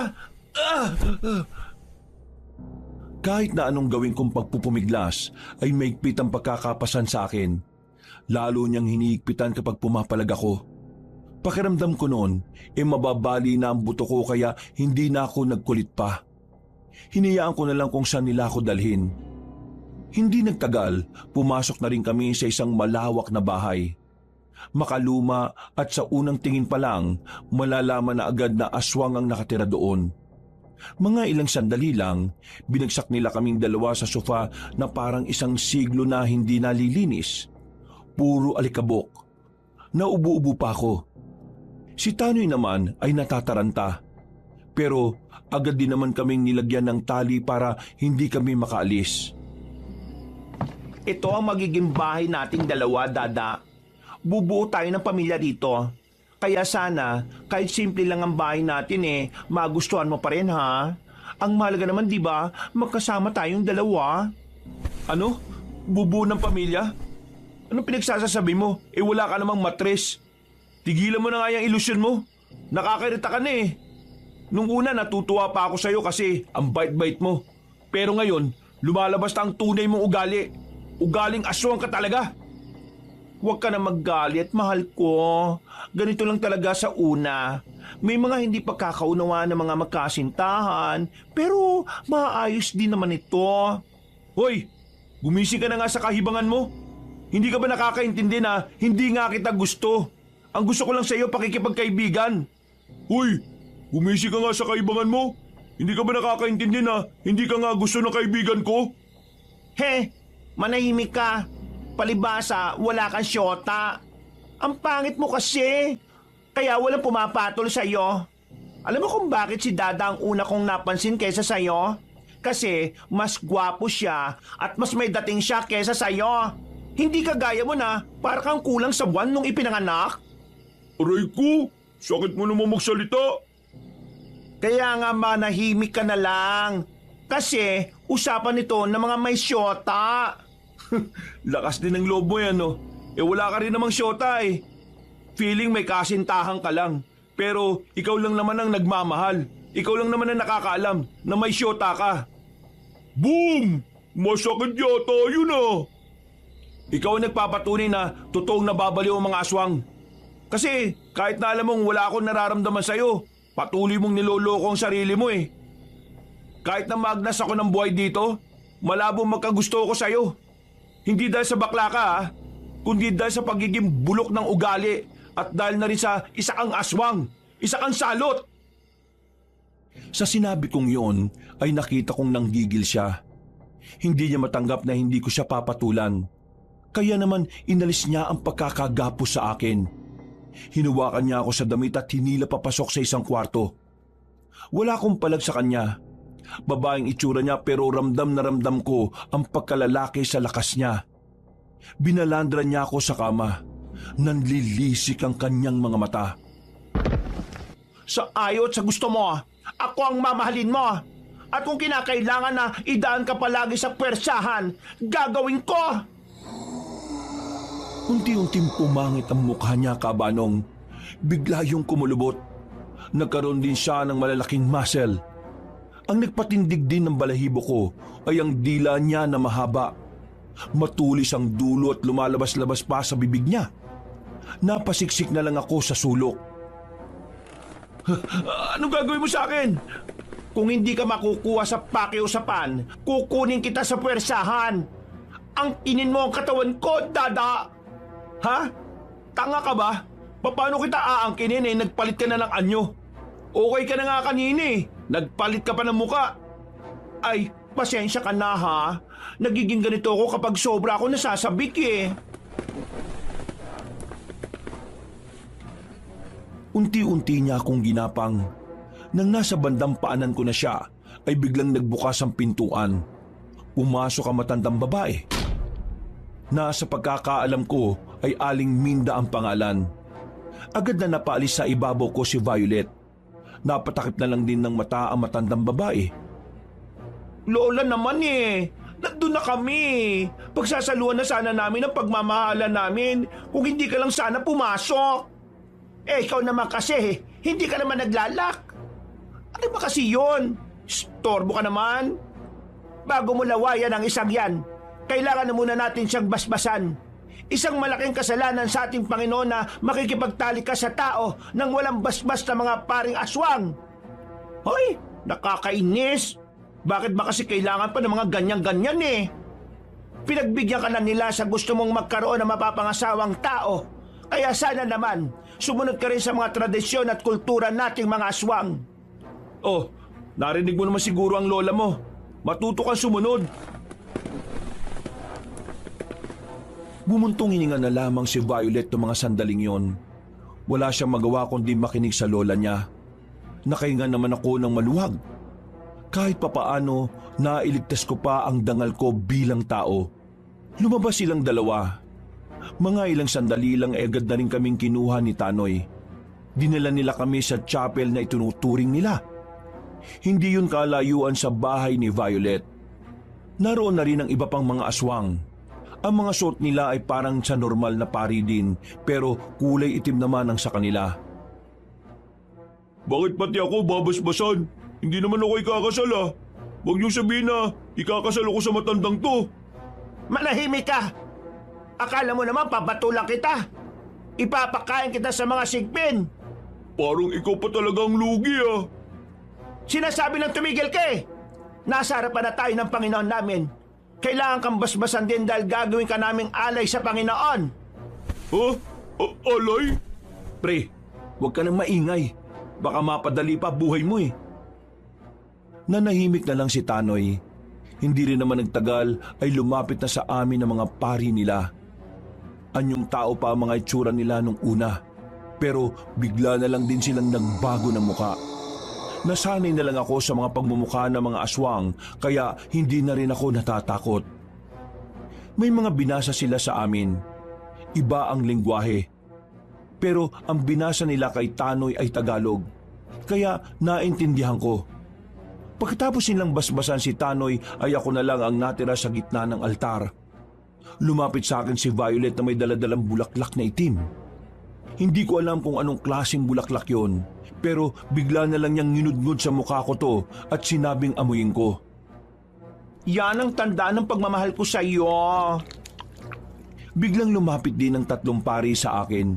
Nilamutak nila sa mukha ko ang dugo na hindi ko alam kung saan nanggaling. Basta ang lansa niya sa pangamoy. Hindi ko na napigilan ng sarili ko. Nasuka ako sa harapan nila. Sinukaan ko si Violet sa sobrang inis ko. Nagalit naman ang lola niya. Kinuha ko ng ibang lalaking aswang sa gilid. Dinala nila ako sa labas at doon nila ako binugbog. Magiging asawa mo na si Violet kaya matuto kang irespeto siya. Hindi ako papayag na ganyanin mo siya. Alam na ba ng apo mo na binalak mo kong ipapatay? Violet, pinagdukot niya ako nung nakaraan. Ipapakain niya sana ako sa mga kasama niyang aswang. Buti na lang nakatakas ako. Yan bang isang lola na mahal ang apo niya? La? Totoo bang sinasabi niya? Ha? Ano kasi, oo o hindi lang ang gusto kong marinig na sagot. Totoo ba ang sinasabi niya? Oo, totoo yan. Gusto ko lang naman kasing turuan siya ng leksyon sa ginawa niyang panloloko sa iyo. Turuan ng leksyon? Paano kung napatay mo siya? Ano na mangyayari sa kwento ng pag-ibig ko? Wala na. Magiging malungkot na ang beauty kong ito. Apo, pasensya ka na. Pero kailangan ko talagang gawin yon. Ang sabihin mo na lang, hindi mo talaga tanggap si Violet. Kunwari ka lang na mahal mo siya pero ayaw mo sa kanya kasi bakla siya. Manahimik ka! Huwag mong sirain ang kaisipan niya. Apo, nilalason lang niya ang utak mo para mag-away tayong dalawa. Violet, tingnan mo ang ginawa niya sa akin. Pinagbugbog niya ako. Kung wala ka ngayon, pinalapa na naman niya ako sa mga aswang na yan. Isipin mo nga, gusto mo akong mapangasawa pero may ganyan kang lola? Lola, hindi ko inakala na magagawa mong pagtangka ng buhay ng aking mahal. Paano kita isasama sa kasal ko kung iniisip kong anumang oras may gagawin kang masama sa kanya? Lumayo kayong lahat sa kanya. Walang hahawak sa kanya. Ang sino mang manakit sa mahal ko, malalagot sa akin. Apo, hindi na ako makikinig sa iyo, Lola. Alam ko naman na una pa lang, ayaw mo na sa akin kasi bakla ako. Kasi ang gusto mo ay maging prinsipe ako. Pero sa hindi inaasahang pagkakataon, ako ay naging isang prinsesa. Hindi totoo yan. Huwag kang maniwala sa sinasabi ng lalaking yan. Anak yan ng mortal nating kaaway, Apo. Hindi kayo maaaring magsama. Papatayin ka lang din ang ama niya. Oh, kita mo na? Lumabas din ang totoo. Ayaw mo maging masaya ako? Makinig ka sa akin. Gumising ka. Lumayo kayong lahat. Biglang lumapit sa akin si Violet at hinigit ang braso ko. Hinila niya ako palabas sa kapilya nila. Sinundan naman kami agad ng mga nasa loob. Apo, saan kayo pupunta? Lalayo kami sa inyo. Hindi naligtas dito ang mahal ko. Kalokohan ang gagawin mo. Sinisira mo ang ating paniniwala. Wala na akong pakialam sa paniniwala ninyo kung ang magiging resulta ay pagkawala ng taong minamahal ko. Tara na, mahal ko. Iiwan na natin sila rito. Ay, paano ako? Bahala ka sa buhay mo. Hindi naman kailangan ng bantay na aso, no? Grabe ka naman. Isama niyo na ako. Magiging alay ako rito eh. Baka naman pwede nating... Hindi! Wala nang nagawa pa si Tanoy. Kinaladkad na ako ni Violet. Malakas siya. Hindi ko kayang kontrahin ang puwersa niya. Kahit na babae ang puso niya, naroon pa rin talaga ang pagiging lalaki niya. Hindi ko na alam kung saan niya ako dinala. Basta, bagong bahay ang pinuntahan namin. Hindi kagaya ng nauna. Hindi gawa sa bato. Yari lang sa matitibay na kahoy na nara. Pinapasok niya ako sa loob. Hindi na niya ako tinalian.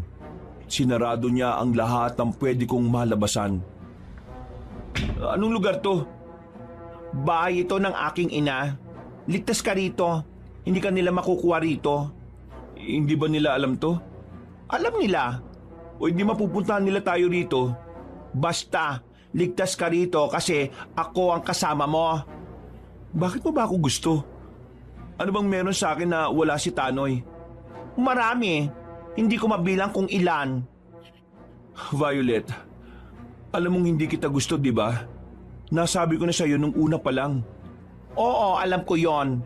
Alam kong yung mga sinabi mo kanina ay para lang malaso ng utak ko. Pero hindi yun nangyari. Ha? Kung ganun, bakit mo ko dinala rito? Kung hindi ka naman pala naniniwala sa mga sinabi ko kanina. Gusto lang kitang ilayo sa kanila.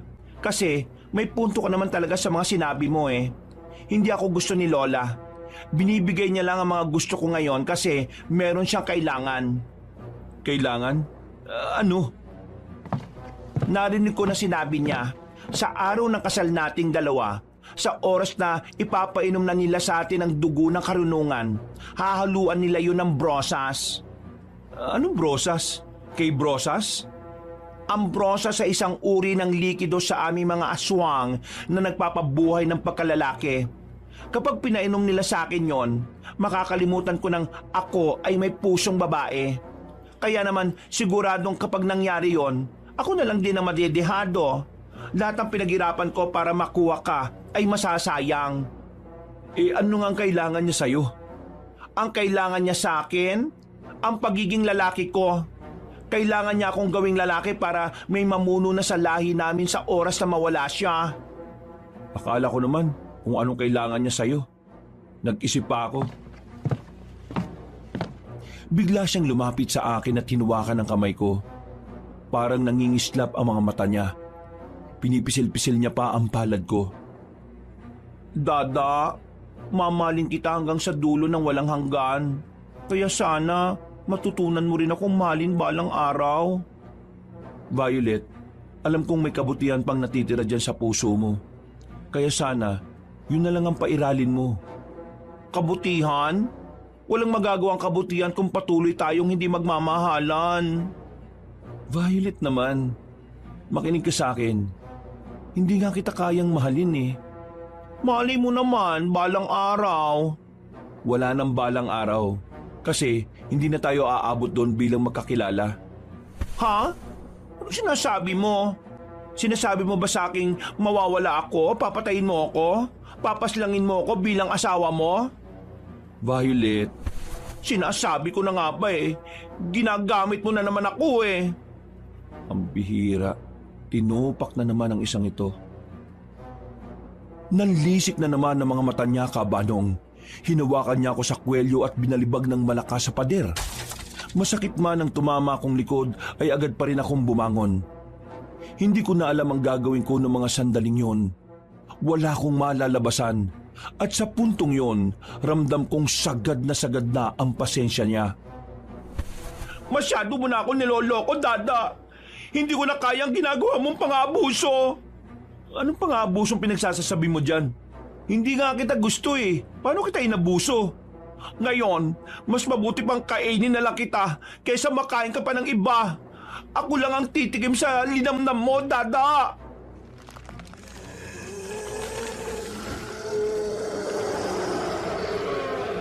Unti-unti na siyang nagpalit ng anyo bilang mabangis na aswang. Alam kong kasunod noon ay lalapain na niya ako. Buti na lang ay nakaisip agad ako ng magandang paraan. Mahal kita pero natatakot lang ako. Sa sinabi kong yun, biglang nagbago ang ihip ng hangin. Bumalik sa dati ang itsura niya. Nakita ko na lang nang ngumiti siya ulit. Pero sinamantala ko ang pagkakataong yun. Nung lumapit siya sa akin, sinipa ko siya sa pagitan ng kanyang mga hita. Natatakot ako sa mukha mo! Habang namimilipid siya, tumakbo ko papunta sa kusina. Kukuha sana ako ng patalim pero nakita ko may bintana doon. Binasag ko yon at dahil kasya naman ako ay agad-agad akong lumabas. Bininisan ko ang takbo ko. Kahit na hindi ko alam kung saan ako papunta, ay hindi ako tumigil. Sa kakatakbo ko ay nakabalik na ako sa unang bahay na pinagdalhan sa akin ni Violet. Nilagpasan ko yon, pero laking gulat ko nang biglang nasa harapan ko na siya kaagad. Hindi mo ako matatakasan, Dada.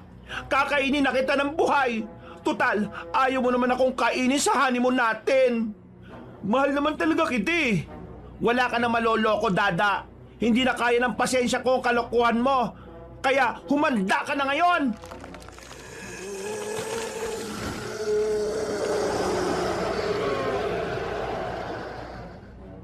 Akmang lalapit na sana siya sa akin pero bigla na lang may tumarak na palaso sa kanang dibdib nito. Napatigil si Violet.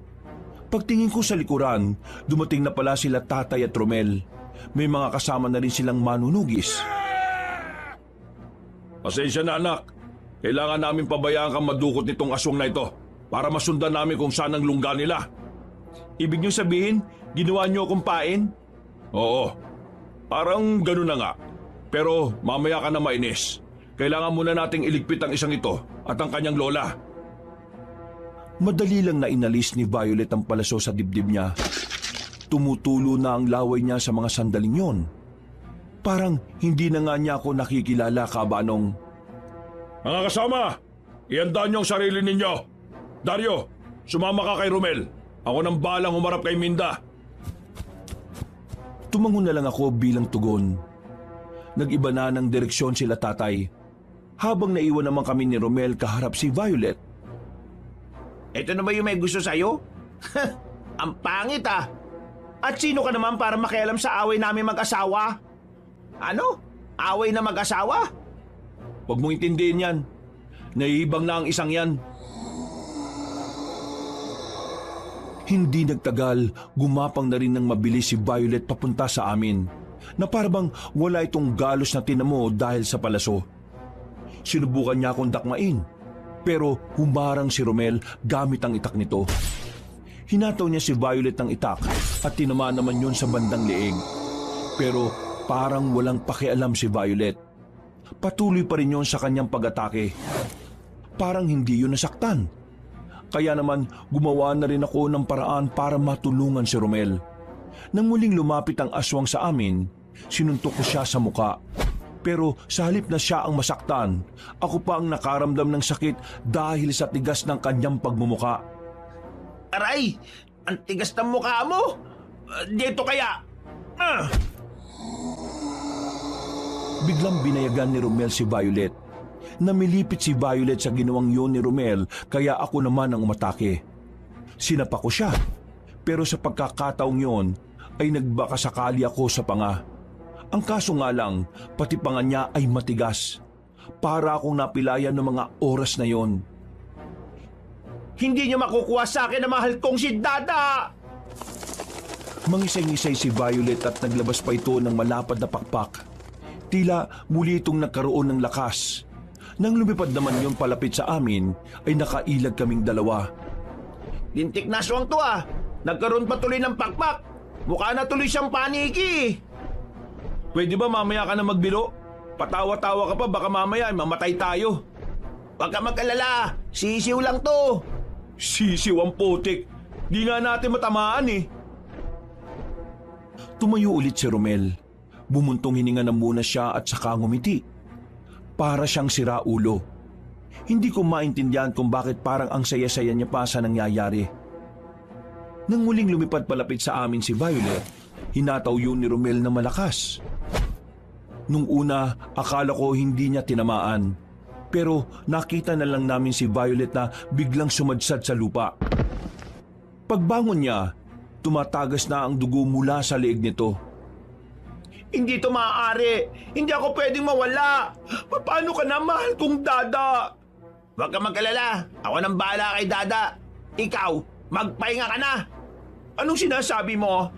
Ikaw na ang bahala? Aagawin mo sa akin ang Dada ko? Magiging mag-asawa na kayong dalawa habang wala ko? Isa ka palang kabit! Sabi ko naman sa'yo, siraulo yan eh. Buti na lang talaga, hindi kayo nagkatuluyan eh, ano? Kasi kung nagkataon, pangit magiging anak ninyo. Baliw ka ba? Pinagsasabi mo dyan. Hindi nagtagal, bumagsak na rin sa lapag si Violet. Nakilang ulit pa siyang umubo. Nakatingin pa siya sa akin bago tuluyang pumikit ang mga mata. Kahit na papaano, naawa ko sa kanya. Pakiramdam ko kasi may kabutihan pa rin naman sa puso niya. Pero mali lang talaga siya ng pagkakaunawa sa salitang pag-ibig. Marahil hindi siya naturuan ng tamang kahulugan kung papaano magmahal. Tara, puntaan na natin ang tatay mo. Nagsisimula na ang labanan doon. Tumakbo kami paalis. Pagdating namin kina tatay, nakita naming magkaharap na sila ni Aling Minda. Sa puntong yon, nakita kong sugatan na ang matandang aswang. Pero patuloy pa rin itong nakatayo. Tay, ayos ka lang? Oo, ayos lang naman ako. Anak mo palang manlolokong yan! Manluloko? Hindi ganyan ang anak ko. Apo mo ang nag-iilusyon. Pinirahan niya ang apo ko! Tinanggap niya ng tinanggap ang mga pinapadala tapos bigla niyang hindi pananagutan? Hoy, huwag kang gumawa ng imbento ha. Binalik ko sa kanya ang lahat ng binigay niya. Si Violet ang masyadong mapilit kahit na ayoko sa kanya. Ayaw mo sa kanya kasi bakla siya! Sira ulo. Ikaw ang may ayaw sa kasarian niya, no? Hindi ako. Kaya ko siyang mahalin kung talagang siya ang para sa akin. Pero hindi yun ang nangyari dahil hindi siya ang para sa akin. Kahit na ano pang sabihin mo, manloloko ka pa rin. Pinagpalit mo ang apo ko kay Whitey. Sinong Whitey? Aso yun ng kapitbahay natin, Tay. Itigil niyo na ang kaibangan na to. Kung ayaw niyong sumunod sa apo ninyo. Sumunod sa apo ka? Bakit? Anong nangyari sa apo ka? Eh di nagpahinga na. Pinagpahinga ko na para hindi na siya mapagod pa. Anong ibig mo sabihin? Wala na ang apo ko? Oo, wala na. Tigok, dead ball, dead na siya. Mga walang hiya talaga kayo. Mga walang puso. Pagbabayaran niyo ang ginawa niyo sa pinakamamahal kong apo. Magbabayad kayong lahat. Inumpisa na ng matanda yon ng pagpapalit ng kanyang anyo. Napatras kaming tatlo nang makitang tila tumatangkad siya at lumalaki rin ang katawan.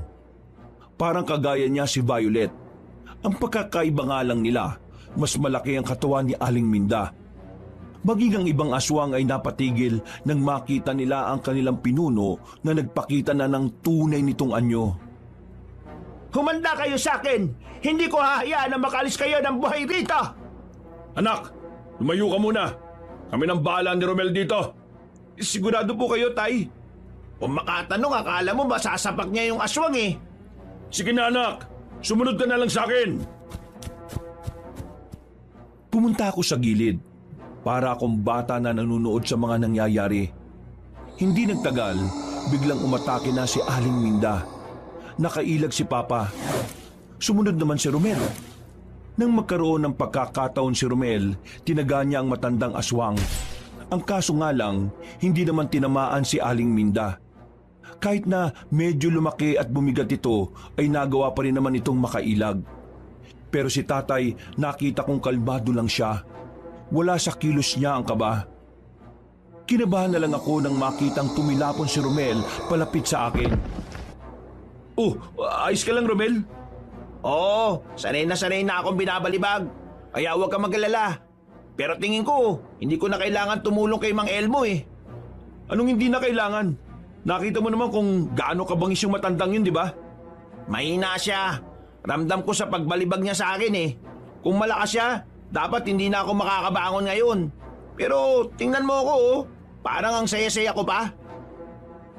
Pinagtuunan ko na lang ng pansin si Tatay nung oras na yon. Sunod-sunod niyang inatake si Aling Minda pero iniilagan lang niya. Hindi man lang siya nagkakaroon ng galos. Parang nilalaro-laro lang ng tatay ko ang laban na yon. Dahil doon ay naging panatag ang kalooban ko. Tapos lagi kitang matanda ka! E di uunahan na kita. Tumakbo ng mabilis ang tatay ko para salubungin ang aswang. Nakailag si Tatay pero nagawa niya itong tagain sa dibdib. Gumewang-gewang si Aling Minda. Pero kahit na ganon, ginawa pa rin ito ang makakaya para palagan si Tatay. Ang kaso nga lang, hindi na gustong tumagal ni Tatay ang laban na yon. Nang makakuha ng tamang pagkakataon, nagmamadaling tinakbo ni Tatay si Aling Minda at saka sinaksak ng espada ang tiyan. Hindi pa nakontento ang tatay ko.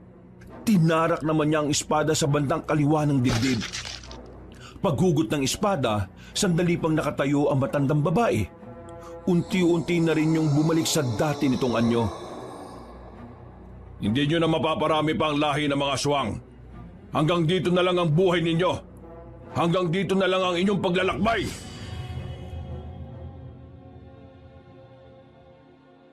Wala nang salitang lumabas pa sa bibig ni Aling Minda. Tuluyan na itong nalagutan ng hininga. Agad naman kaming lumapit ni Romel. Napakbay na lang ako sa tatay ko ng mga oras na yon. Maya-maya pa, bumalik na rin ang mga kasama nila. Natalo na rin nila ang mga aswang. Pre! Pre! O Tanoy, buhay ka pa pala? Pambira naman tanong yan oh. Akala ko naman nag-alala ka sa akin. Siyempre, nag-alala ako sa'yo. Pero alam ko naman na hindi ka mamamatay kasi matalino ka. Isa ka ba nagtago? Sa silong lang naman ng mga bahay. Kung ano-anong ebok nga ang nahawakan ko dun eh. Ito oh, amuyin mo. Pwe! Ikaw talaga! Magugas ka nga ng kamay mo, kadiri ka! Nang masiguro nila tatay na wala ng lahat ng mga aswang, nilisan na rin namin ang lugar. Kinaumagahan na kami nakabalik sa baryo namin dahil nagpalipas kami ng gabi sa gubat. Pagbalik namin sa bahay, saktong inabutan namin si Tatay Kaloy na may daladalang gamit na kinuha pa sa loob. Nagtataka yun nang makita kami. Binitiwan agad ang hawak-hawak na gamit. Anuin ko lang, Ikaw palang siraulong umaabuso sa anak ko, ha? Ano? Ha? Palag! Papatayin kita eh! Sino ka ba? Ako lang naman ang totoong tatay ni Dario. Ha? Sinong Dario? Nakakairita yung pagmumukha mo! Ano, ha? Ang sarap mong saktan! Tay, tama na yan!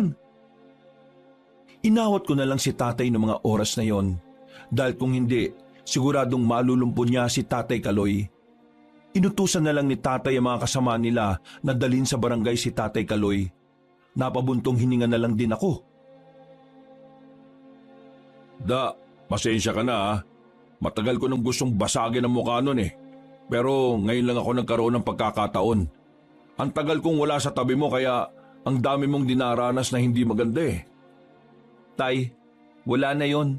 Ang mahalaga naman sa akin magkasama na tayo ulit. Wala na rin ang mga aswang. Makakapamuhay na tayo ng tama. Makakapagsimula na ulit tayo. Huwag kang mag-alala, anak. Ngayong magkasama na ulit tayo, makakabawi na rin ako sa'yo. Gagawin ko ang lahat para maging tunay na ama. Pwede ba akong sumama sa pamilya niyo? Ako, pwede rin ba? Oo naman, pwede. Ang kaso nga lang mukhang mas lalo akong tatanda kasi 3 lalaki ang anak ko eh. Baka puro pa sira ulo. Nagkayakapan na lamang kaming 4 ng mga sandaling yon. Napuno ng tawanan ng bakuran namin. At mula noon, doon na nagsimula ang magandang samahan na nabuo namin. Kabanong, wala na akong mahihiling pa nung magbalik ang aking ama. Kaya naman, kahit na pumanaw na rin siya ng ilang taon nang nakalipas, maluwag ang kalooban ko na tinanggap yon. Sa buhay, minsan kailangan mo lang din talagang labanan ng mga hamon. Dahil hindi natin alam na baka malapit na pala tayo sa dulo ng ginawa. Hanggang dito na lang po, Kabanong. Magandang gabi po sa inyong lahat mga kayanggaw at mga kabangers. Wakas.